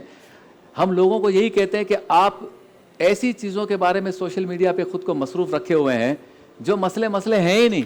आप खामा सारे लगे हुए हैं उसके ऊपर, किसी के पीछे पड़ जाओ तो पड़ जाओ। इन मसलों पे बात करो ना, इस पे कोई बात नहीं करता। बिल्कुल। क्या हुआ इसका? ये तैयार हो गया। जल्दी से रिकेप दे दें। अच्छा जी, चने हमने बॉईल करके रखे हुए थे पहले से रात भर भिगो के रखे, सोडा डाल के, उसके बाद उसको बॉईल कर लिया। अच्छा, ग्रेवी हमने बनाई, उसके लिए पहले ऑयल डाला, उसमें ज़ीरा डाला, अदरक लहसुन का पेस्ट डाला, फिर टोमेटो ब्लेंड करके डाला, उसको अच्छी तरह से पकाया। साथ में हमने इसमें जो है वो नमक डाला, लाल कुटी हुई मिर्चें और करी पाउडर और हल्दी, ये डाल के उसको अच्छी तरह पकाया। जब ऑयल ऊपर आ गया और टमाटर का वो पेस्ट बन गया, अच्छी तरह से पक गया, वो भुन गया, तो हमने चने इसमें ऐड कर दिए। साथ ही इसमें चाट मसाला ऐड किया, हरी मिर्ची ऐड की और उसको अच्छी तरह से पकाया, और फिर बिल्कुल एंड में इसमें लेमन जूस ऐड किया। वाह वाह वाह। उसके बाद इसको हमने डिश आउट क्या कर दिया। बात है। इंशाल्लाह कल अगर वक्त हुआ तो, वरना परसों इंशाल्लाह हम गज़ा पे प्रोग्राम करेंगे। लोग कहते हैं ना इस पे भी करो, उस पे भी करो, हमें कोई ना सिखाए हमें किस पे करना है, हम सब पे करेंगे इंशाल्लाह, और इंशाल्लाह ताला। और चाहते ये हैं कि इस्लाही बात करें, थोड़ा सा मज़ाह भी हो, थोड़ी मुस्कुरा, थोड़ी सख्ती भी हो, थोड़ा आपको समझाएं कि शरीयत क्या चाहती, इखलाकियात क्या हैं, मुल्क के माहौल को देखते हुए बात की जाती है। हर चीज़ को समझाने का अपना एक तरीक़ा होता है। तो हम इन मौज़ूआत पे बात जब करते हैं ना तो इसकी कोई ना कोई वजह होती है, और वजह यह है कि माशरे की इस्लाह करनी है, दीन के उसूलों को समझाना है, समझना है। आपसे मुलाकात होती है मुख्तसर से वक्फे के बाद, और वक्फे के बाद होगी वरफ़अना लका ज़िक्र की खूबसूरत महफिल।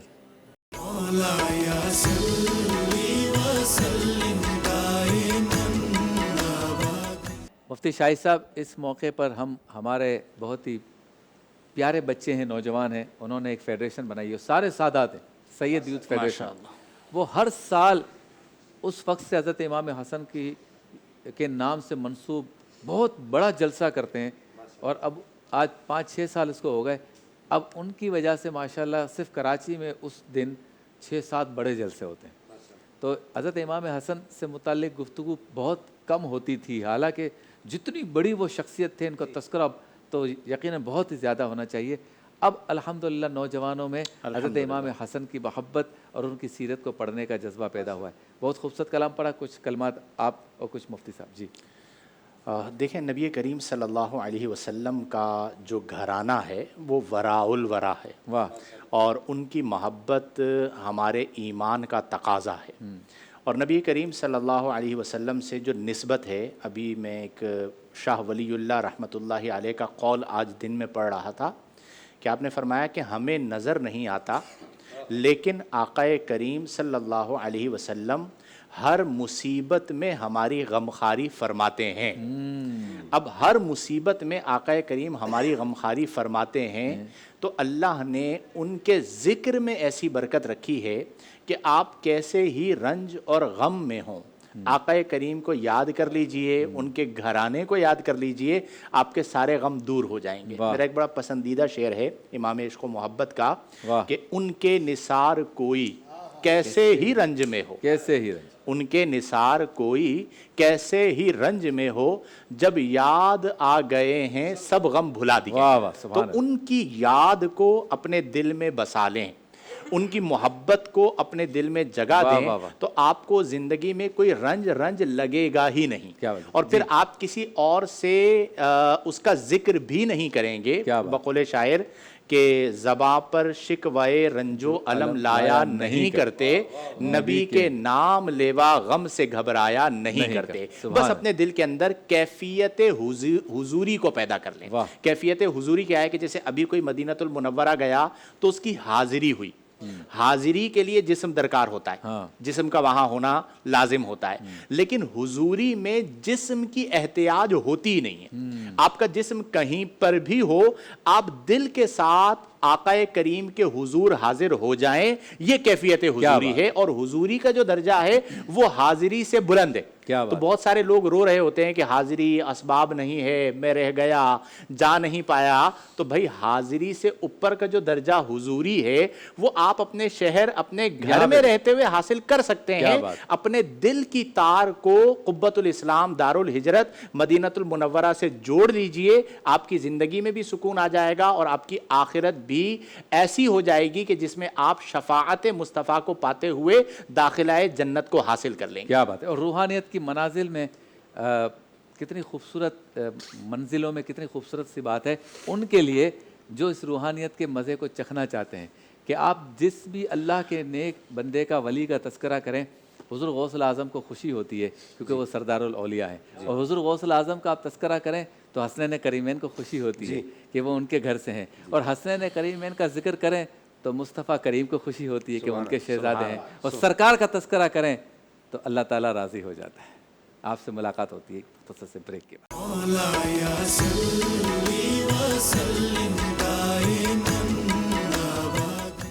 خوش آمدید۔ بہت ہی خوبصورت سیگمنٹ، آج سارے سیگمنٹس ہی اچھے ہوئے۔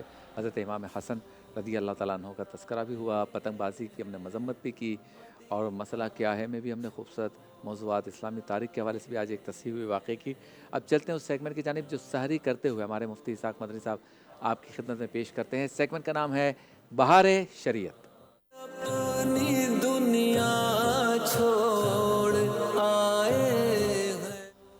بسم اللہ الرحمن الرحیم، اللہم رب اشرح لی صدری ویسر لی امری واحلل عقدۃ من لسانی یفقہوا قولی واجعل لی وزیرا من اہلی، اللہم رب زدنا علما نافعا۔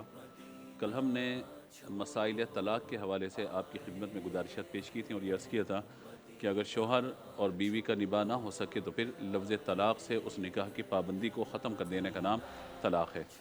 اب ایک بات تو یہ ہے کہ جب شوہر اپنی بیوی کو طلاق دیتا ہے تو پھر ظاہر ہے کہ اس کو حق مہر بھی عورت کو ادا کرنا ہوتا ہے، کیونکہ عورت کی طرف سے مطالبہ طلاق نہیں ہوتا۔ لیکن اگر خاتون کی طرف سے مطالبہ طلاق ہو تو اگرچہ یہ بھی طلاق ہی کی صورت ہے، لیکن فقہی اصطلاح میں اس کو خلا کہا جاتا ہے۔ خلا کا مطلب یہ ہوتا ہے کہ عورت مال کے بدلے اپنے آپ کو نکاح سے آزاد کرائے، اور یہ انشاءاللہ ہم اس پہ مزید بات کریں گے کہ عدالتی خلا کا کیا معاملہ ہے۔ اللہ نے چاہا تو کل اس پہ ڈسکس کر لیں گے، آج سمپل جو خلا کا معاملہ ہے انشاءاللہ اس کو ہم ڈسکس کر لیتے ہیں۔ ایک گزارش تو یہ ہے کہ اللہ تبارک و تعالی نے جس آیت مبارکہ میں طلاق کا ذکر فرمایا اسی میں آگے خلا کا ذکر بھی بیان فرمایا۔ چنانچہ فرمایا کہ فَإِنْ خِفْتُمْ أَلَّا يُقِيمَا حُدُودَ اللَّهِ فَلَا جُنَاحَ عَلَيْهِمَا فِيمَا افْتَدَتْ بِهِ۔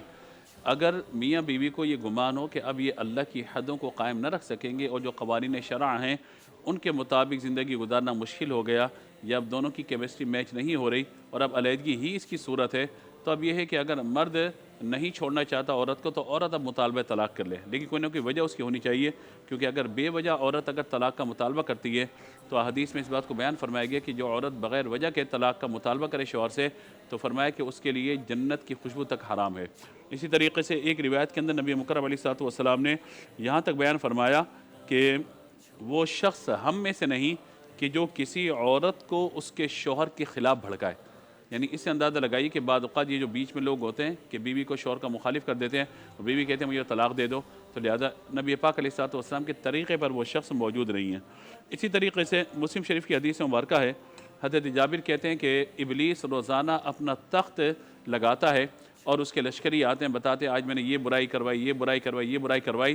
وہ کہتا ہے تو نے کوئی کام نہیں کیا، یہاں تک کہ ایک آتا ہے اور آنے کے بعد وہ کہتا ہے کہ میں نے میاں بیویوں کو اس حال میں چھوڑا ہے کہ اب ان میں نے علیحدگی کروا دی ہے۔ تو ابلیس اس کے قریب ہوتا ہے اور اسے اپنے قریب کیا کہ کہتا ہے واقعی تو نے یہ کام کیا ہے، چونکہ طلاق سے فساد معاشرے کا بہت بڑھ جاتا ہے، تو اس وجہ سے اس عمل کو جو وہ بہت پسند کرتا ہے کہ بھئی یہ سارا معاملہ ہے۔ تو یوں خلا کا معنی ہم نے آپ کی خدمت میں ذکر کیا کہ مال کے بدلے عورت اپنے آپ کو آزاد کروائے۔ اس میں طریقہ کار یہ ہوتا ہے کہ عورت کو جو شوہر نے حق مہر دیا ہوتا ہے، خلا کے بدلے عورت کو وہ حق مہر واپس کرنا ہوتا ہے، نمبر ایک۔ یا اگر شوہر نے حق مہر نہ دیا ہو تو پھر شوہر پہ لازم نہیں ہوتا کہ اس کو حق مہر دے، اور اس صورت کے اندر جو طلاق دی جائے گی اس کو طلاق خلا کہا جاتا ہے۔ اس میں یہ نہیں ہے کہ عورت کہ بھی میں تم سے خلا لی اور وہ خلا ہو گئی، بلکہ باقاعدہ شوہر ہی طلاق کے الفاظ ادا کرے گا، یا خلا کے جو پیپر بنے ہوں گے باقاعدہ شوہر ہی ان پہ سائن کرے گا، تب جا کے یہ شرعی طور پہ خلا واقع ہوگی، ورنہ خلا واقع نہیں ہوگی۔ اس آیت مبارکہ کا شان نزول یہ ہے کہ حضرت جمیلہ بنت عبداللہ رضی اللہ تعالی عنہا، ان کے بارے میں یہ آیت مبارکہ نازل ہوئی تھی، اور انہوں نے اپنے شوہر حضرت ثابت بن قیس کی شکایت نبی پاک علیہ الصلوۃ والسلام سے کی تھی کہ کسی طرح ان کا نباہ نہیں ہو پا رہا، ایک ساتھ رہنے کے لیے راضی نہیں ہے۔ تو حضرت ثابت بن قیس سے جب کہا گیا تو انہوں نے کہا کہ اے اللہ کے رسول، میں نے ایک باغ ان کو دیا ہے، اب ظاہر ہے کہ اگر یہ میرے نکاح سے نکلتی ہیں تو وہ باغ مجھے واپس کر دیں تاکہ میں ان کو نکاح سے آزاد کروں۔ تو پھر اس صورت کے اندر جو ہے نبی پاک علیہ الصلوۃ والسلام نے فرمایا کہ اگر آپ ان کے نکاح سے الگ ہونا چاہتی ہیں اور اب نباہ آپ کا نہیں ہو پا رہا، تو اس صورت کے اندر آپ وہ باغ جو انہوں نے آپ کو دیا تھا وہ ان کو واپس کیجئے تاکہ آپ کو یہ طلاق دے دیں اور پھر نکاح سے آزادی کا معاملہ ہو جائے۔ چنانچہ پھر اس صورت کے اندر جو ہے وہ طلاق واقع ہوئی تھی۔ تو لہٰذا اب خلا کے جو پس منظر ہے میں نے آپ کو عرض کیا، نمبر ایک۔ نمبر دو یہ ہے کہ ہم نے یہ گزارش بھی آپ سے کی کہ عورت کو مال کے بدلے آزاد کرنا، لیکن یہ بھی فقہاء نے لکھا ہے کہ مرد کو جائز نہیں ہے کہ وہ عورت سے حق مہر سے زیادہ مطالبہ کرے۔ یعنی بھی حق مہر تھا مثال کے طور پہ 1 لاکھ روپے تھا حق مہر، اب وہ کہے کہ تم 5 لاکھ دو تو میں آزاد کروں گا نکاح سے، ورنہ نہیں کروں گا، یہ شرعاً اس کے لیے اب جائز نہیں ہوگا، اگرچہ خلا پھر بھی واقع ہو جائے گی لیکن شرعاً یہ عمل اس کا درست نہیں ہے۔ اسی طریقے سے بعض اوقات یہ ہوتا ہے کہ اگر خلا ہوتی ہے، یعنی طلاق کے معاملے میں تو یہ ہوتا ہے بھی عورت کا سامان وغیرہ بھجوا دیا جاتا ہے، لیکن جب عورت خلا لیتی ہے کہتے ہیں ٹھیک ہے تمہارا فرنیچر ہم نہیں دیں گے، جہیز کا سامان نہیں دیں گے، اور حق مہر بھی ہمیں واپسی کر کے دو، جو ہم نے زیور تمہیں دیے تھے وہ بھی واپسی کر کے دو۔ تو جب یہ ساری صورتحال سچویشن بنتی ہے تو ظاہر ہے کہ اس کے اندر فساد بہت زیادہ ہو جاتا ہے۔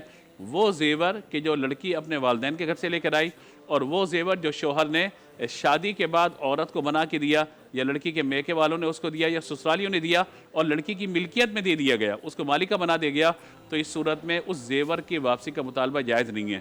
اسی طریقے سے وہ تحفے تحائف یہ جو دے دیے گئے، اور اس صورت کے اندر بھی ان کا واپسی کا مطالبہ، اور جہیز روک لینا، فرنیچر روک لینا، یا دیکھیے یہ ظلم کی صورت ہے، یہاں ہو سکتا ہے کہ آپ لے لیں مگر قیامت کے دن اللہ کی بارگاہ میں آپ کو جواب دہ ہونا پڑے گا۔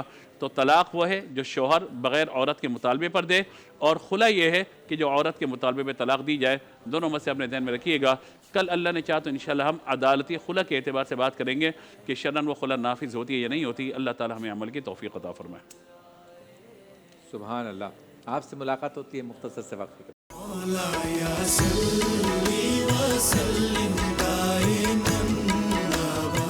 اچھا شفیع صاحب یہ بتائیے، یہ جو عاملین یا روحانی اسکالرس کی جو فیلڈ ہے، اس میں اگر کوئی یہ دعویٰ کر دے کہ میں یہ چیز کر کے دکھاؤں گا شرطیہ، جب میں چیلنج کرتا ہوں کوئی میرے سامنے آ جائے میں یوں نہیں یوں کر دوں گا، یا میرا تعویذ لے جائیں ایسا ہو جائے گا، یہ دعویٰ کرنا کیسا ہے؟ الحمدللہ رب العالمین والصلاة والسلام علی جد الحسن والحسین۔ بہت اچھا سوال ہے، اور آج کل آپ دیکھتے ہیں کہ سوشل میڈیا پر آئے دن یہ معاملہ رہتا ہے کہ اس طرح کے لوگ بہت سے دعوے کرتے نظر آتے ہیں، کہیں دم کے معاملے میں، کہیں شف کے معاملے میں، کہیں اور بہت سی چیزوں کے، کہ ہم یہ چیز جو ہے نا یہ کر دیں گے۔ ہمارے پاس بزرگان دین اولیاء کاملین کی ایک کسوٹی موجود ہے کہ انہوں نے کبھی بھی کسی چیز کا دعویٰ نہیں کیا، اور اگر کوئی کرامت، کوئی کام ان کے تعویذ سے، ان کے دم سے، ان کی نگاہ کرم سے ہو گیا تو فرمایا یہ صرف اور صرف اللہ رب العالمین کا کرم ہے، اس میں بندہ ناچیز کا کوئی کام نہیں۔ سبحان اللہ. پھر دوسری چیز یہ کہ جو دعوے کرتے نظر آتے ہیں نا، تو ہمارے دادا حضور حضور اشرف المشائخ سید احمد اشرف جیلانی نبر اللہ مرقدہ اکثر فرماتے تھے، فرمایا خالی برتن جو ہے نا وہ زیادہ آواز کرتا ہے، ہاں لیکن جہاں کچھ بھرا ہو وہ خاموش رہتے ہیں. صحیح. اور ایک شعر بھی مجھے اس مناسبت سے ذہن میں آیا، والد محترم اکثر جو ہے وہ مریدین کی تربیتی نشست کے دوران اور ویسے فرمایا کرتے تھے کہ وہ شعر کچھ اس طرح تھا کہ جس کے اندر جتنا ظرف ہو، سمندر سے کچھ متعلق تھا، بھی میرے ذہن میں نہیں آ رہا، کہ جو بھرا ہوتا ہے یعنی کہ جس کے پاس علم بھی ہے، عمل بھی ہے، تقوی بھی ہے، پرہیزگاری بھی ہے. ہاں وہ اسی طرح کچھ شعر دریا تھا. کی روانی سے کہہ رہا ہے، ہاں کہہ رہا ہے موج دریا سے سمندر کا سکوت، جس کا جتنا ظرف اتنا وہ خاموش. واہ واہ. جس کا جتنا ظرف. تو اب کیا ہے، ان کے پاس سب کچھ تھا لیکن اس کے ساتھ ایک حلم، ایک بردباری، تقوی و پرہیزگاری، حق اختال باطل، سب کچھ، اور خاموشی. کبھی کوئی دعویٰ نہیں کیا. ہمارے پاس بزرگوں کی کسوٹی ہے. آج معاملہ یہ ہے کہ بہت سے رہبر کے روپ میں رہزن موجود ہیں اور لوگوں کو گمراہ کر رہے ہیں. تو ہمارے پاس بزرگوں کی کسوٹی ہے. غوث اعظم سیدنا شیخ عبد القادر جیلانی ہوں، معین الدین حسن سنجری ہوں، حضرت سلطان المشائخ نظام الدین اولیاء ہوں، حضرت مجدد الفسانی ہوں، حضور غوث العالم مخدوم اشرف جہانگیر سمنانی ہوں، کسی نے بھی کوئی دعویٰ نہیں کیا، کوئی دعویٰ نہیں کیا، بلکہ وہ دعا فرماتے تھے، نگاہ کرم ہوتی تھی، وہ کام خود بخود بن جاتا تھا. اور فرماتے یہی تھے کہ جو کچھ ہوا اس میں فقیر کا کوئی وہ نہیں، یہ اللہ کا کرم ہے. کیا یہ پاک کی نگاہ کرم. کیا بات ہے. اچھا مفتی صاحب یہ بتائیے، جو ناک کی ہڈی جو ہے نا یہ بڑھ جاتی ہے، اسی طرح یہ ناک کے اندر جو گوشت ہے یہ بھی بڑھ جاتا ہے اکثر، اور ساتھ ہی جو ہے نا یہ سائنس کا مسئلہ ہوتا ہے، سائنس کا مسئلہ. ہاں تو یہ چونکہ یہ پورا نظام یہاں سے یہاں تک یہ چل رہا ہے نا سارا، اب اس میں یہ ہڈی کا بڑھ جانا یا گوشت کا بڑھ جانا یا سائنس کا مسئلہ، اس کے لیے کیا وظیفہ ہے؟ بسم اللہ الرحمن الرحیم، اہدنا الصراط المستقیم، صدق اللہ العظیم. یہ مسئلہ کراچی میں بہت زیادہ ہے. اچھا. ناک کی ہڈی کا بڑھ جانا بھی اور ناک کی ہڈی کا ٹیڑھا ہو جانا بھی. ٹیڑھا بھی. اسی طرح سائنس کا مسئلہ بھی بہت زیادہ ہے، کیونکہ کراچی میں ہمارے یہاں سمندری ہوائیں اس کا بھی افیکٹ کرتی ہیں. اچھا. تو بہرحال میں ہمیشہ یہ کہا کرتا ہوں، آج بھی کہوں گا، آج ماشاءاللہ نصف رمضان ہو گیا، ہاں 15ویں شب ہے. میں تقریباً روزانہ کہا ہے ناظرین کو، اور آج بھی کہہ رہا ہوں کہ وظیفے کا ہرگز یہ معنی نہیں ہے کہ آپ نے دوائی نہیں لینی. یہ معنی نہیں، یہ غلط ہے. دوائی ضرور لیں، ٹھیک ہے، دوا بھی سنت ہے، دوا بھی کریں اور دعا بھی کریں. تو یہ جو وظائف یہ بتائے جاتے ہیں، اس کا مطلب یہی ہوتا ہے کہ آپ دوا کے ساتھ ساتھ یہ وظیفہ بھی اختیار کریں. سبحان اللہ. ٹھیک ہے. تو میں طریقہ بتا دیتا ہوں، بہت آسان سا ہے، لیکن اس میں آپ نے روزے کی حالت میں نہیں کرنا ہے ورنہ روزہ ٹوٹ جائے گا. اچھا. کیونکہ پانی ناک میں چڑھانا ہے. کرنا کیا ہے، پینے والا جو پانی ہوتا ہے آپ کے گھر میں وہ آپ پانی لے لیں 1 گلاس، اور صبح کے وقت فجر کے بعد کر دو، بہت اچھا ہے. ورنہ جب بھی آپ کو ٹائم ملے تو صبح 9 بجے 10 بجے بھی کر سکتے ہیں. 21 مرتبہ سورہ علم نشرہ پڑھیں آپ. ٹھیک ہے، سورہ علم نشرہ 21 مرتبہ پڑھیں اور پانی پہ دم کر لیں. اول آخر 1 مرتبہ درود شریف پڑھ لیں. اب اس پانی کو پینا نہیں ہے، ٹھیک ہے، پینا نہیں ہے، بلکہ ہاتھ میں لے کر پہلے آپ تولیہ وغیرہ کچھ بچھا لیں زمین پر، تاکہ آپ کو پریشانی نہ ہو، زمین پہ نہیں گرے پانی، کیونکہ قرآن پڑھا گیا ہے اس کے اوپر. آپ نے واش بیسن میں نہیں کرنا ہے کیونکہ وہ نالی میں بہہ جائے گا پانی. تو اس کو ہاتھ میں لے کر آپ نے سونگنا ہے. اچھا. تھوڑی پریشانی ہوگی شروع میں کیونکہ ناک بند ہے، ناک جام ہے، نزلہ جمع ہوا ہے، سائنس کا مسئلہ ہے، ہڈی ٹیڑھی ہے، گوشت بڑا ہوا ہے. تو اس پانی کو سونگنا ہے اور پورے دن میں 4 5 6 8 مرتبہ جب بھی آپ کو ٹائم ملے اس پانی کو سونگ کر آپ ختم کر دے رات تک.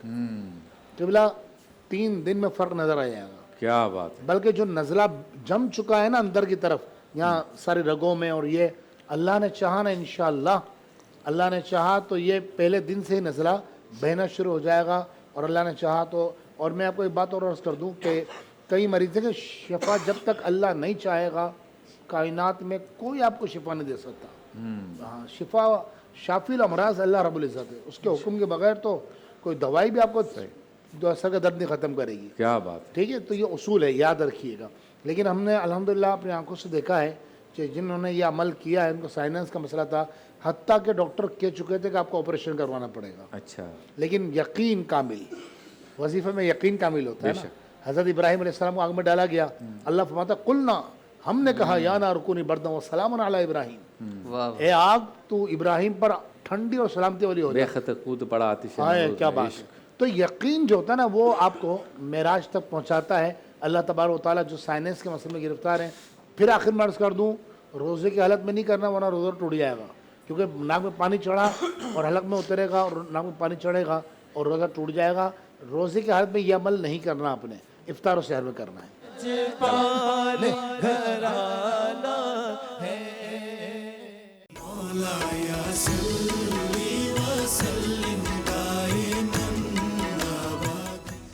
خوش آمدید ایک بار پھر آپ کی خدمت میں حاضر ہیں روحانی گلدستہ میں۔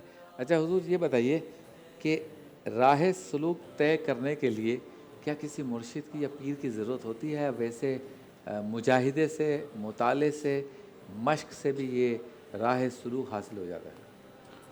بسم اللہ الرحمن الرحیم، بہت اچھا سوال ہے، اور یقیناً عوام کے بھی ذہن میں یہ چیز ہوتی ہے کہ اس چیز کے لیے بھی کسی ٹیچر کی، کسی مرشد کی، کسی پیر کامل کی ضرورت ہے یا نہیں۔ تو بالکل ضرورت ہے، جس طرح ہر فیلڈ کے لیے کوئی نہ کوئی استاد موجود ہے، کوئی بھی علم حاصل کرنا ہے دنیاوی یا دینی، اسی طرح تصوف اور علوم تصوف کو حاصل کرنے کے لیے بھی ایک استاد اور ایک پیر کامل کی ضرورت ہے۔ اور پھر دوسری بات یہ کہ راہ سلوک کی جو منازل ہیں ان کو طے کرنا جو ہے وہ اتنا آسان کام نہیں ہے، اسی کے لیے کسی رہبر کی ضرورت ہے کہ وہ ہماری رہنمائی کرے کہ ہمیں کس طرح اس راستے کو طے کرنا ہے۔ اب آج کل مسئلہ کیا ہے کہ ایسے لوگ بیٹھے ہیں کہ معاملہ یہ ہے کہ وہ خود اس راستے سے نہیں گزرے تو دوسرے کو کیا گزاریں گے؟ ہاں خود تو گریں گے، اس کو بھی لے جائیں گے، تو بھی جس نے خود ہی ان منازل کو طے نہیں کیا تو وہ دوسرے کو کیسے گزارے گا؟ تو لوگ دعوے تو کرتے ہیں، اس طرح کی باتیں بھی کرتے ہیں کہ ہم فلاں ہیں۔ بزرگوں کی کسوٹی ہمارے پاس موجود ہے، کتابیں ہیں تصوف کے متعلق، ان تمام چیزوں کے متعلق بزرگوں کے اقوال، ان کے ملفوظات، یہ سب موجود ہے، لیکن پیر کی ضرورت جو ہے وہ ہر زمانے میں موجود رہی ہے۔ اور پھر ایک بڑی لطیف بات ہے جو حضور غازی ملت بھی اکثر اپنے خطابات میں فرماتے ہیں کہ جب اتنے بڑے بڑے اولیاء کاملین راہ سلوک کو طے کرنے کے لیے کسی کے ہاتھ پر بیعت ہوئے، وہ فرماتے ہیں جب انہیں ضرورت تھی تو پھر ہمیں کتنی ضرورت ہے۔ ہاں انہوں نے بھی تو سب کچھ علم حاصل کیا، علم شریعت کو حاصل کیا، پھر طریقت کی طرف گئے، پیر کو تلاش کیا۔ حضور سلطان الدین غریب نواز کی زندگی کو اٹھا کر دیکھیے، خواجہ عثمان ہارونی کو تلاش کر پہنچے، حضور غوث العالم محبوب یزدانی مخدوم سلطان سید اشرف جہانگیر سمنانی سلطنت کو ترک فرما کر وہاں سے پھر چلے اور ہوتے ہوتے بھاولپور کے قریب احمد پور شرقیہ تشریف لائے اور حضرت جلال الدین جہانیہ جہانگش سے ملاقات کی، ان سے فیوز و برکات حاصل کیے، پھر حضرت علاء الدین گنج نبات کے ہاتھ پر بیعت ہوئے بنگال جا کر، پھر تصوف کی تعلیمات اور ان چیزوں کو طے کیا۔ تو جب انہوں نے اس طرح کا عمل کیا اور زندگی کو یعنی کہ کامیاب بنایا اس حوالے سے، تو پھر ہمارے لیے بھی آج ضرورت ہے کہ ہم کسی پیر کامل کی تلاش کریں اور تصوف کے معاملات انہی سے حاصل کریں اور ان چیزوں کو سیکھیں۔ بہت خوب، زبردست ہو گئے بھائی۔ ہاں جی، پیشاب میں جلن کی بھی بہت شکایت ہے مفتی صاحب، اور اتنا تکلیف دہ عمل ہے یہ، بندہ جتنا بڑا پہلوان ہو نا وہ بچوں کی طرح رونا شروع کر دیتا ہے درد سے۔ ہے کوئی وظیفہ اس کے لیے پیشاب میں جلن؟ بسم اللہ الرحمن الرحیم، بالکل وظیفہ ہے اس کا، اور اللہ تبارک و تعالیٰ کا ایک نام ہے یا رحیمو، یا رحیم، 100 مرتبہ پڑھنا ہے بس، زیادہ نہیں، ٹھیک ہے، 100 مرتبہ پڑھیں، اور ظاہر سی بات ہے حالت روزہ میں اگر پڑھیں تو اپنے اوپر دم کر لیں، پانی پہ دم کر کے نہیں پی سکتے، لیکن روزے کے علاوہ آپ پڑھ رہے ہیں جب روزہ نہ ہو یا رمضان شریف گزر چکے ہوں تو آپ نے کیا کرنا ہے، اس کو 3 ٹائم پڑھنا ہے، صبح دوپہر رات، 5 ٹائم بھی پڑھ سکتے ہیں کہ کم سے کم 3 ٹائم تو زیادہ یہ لازمی پڑھے۔ کیا کرنا ہے، یا رحیمو یا رحیمو یا رحیمو 100 مرتبہ پڑھا، اتنا سا پانی، ضرور نہیں کہ آپ بڑی بوتل میں دم کریں، ہاں یوں بھی ہو سکتا ہے کہ بوتل رکھ رہے ہیں آپ اور اس بوتل پہ آپ سارا دن دم کرتے رہیں، 3 ٹائم دم کر لیں اور سارا دن وہ پانی پئیں، یہ بھی ہو سکتا ہے۔ یوں بھی ہو سکتا ہے کہ آپ 1 گلاس، آدھا گلاس، پاؤ گلاس، جتنا آپ پی سکتے ہیں وہ پانی لے لیں اور یا رحیم 100 مرتبہ پڑھ کے پانی میں دم کر کے پی لیں. قبلہ انشاءاللہ پہلے ہی دن فرق آ جائے گا. اور نہ صرف پیشاب کی جلن نہیں, نعوذ باللہ کسی بھی قسم کا یورین انفیکشن ہو رہا ہوگا, پیشاب کا انفیکشن, یا نعوذ باللہ پیپ آ رہی ہوگی, پیپ بھی آ رہی ہوگی نا, اللہ کے اس نام یا رحیم کی برکت سے انشاءاللہ جڑ سے بیماری ختم ہو جائے گی. اب یہ دیکھ لیں کہ یہ جو انفیکشن ہوا ہے, اس کو یورین انفیکشن, یہ پیپ آ رہی ہے, کوئی بھی ایسا مسئلہ ہے, اگر یہ 3 دن میں مثال کے طور پر 50% کم ہوا ہے تو مزید 3 دن, اور اس کے بعد مزید 3 دن کر لیں تو 10 دن میں 15 دن میں انشاءاللہ یہ بیماری جڑ سے ختم ہو جائے.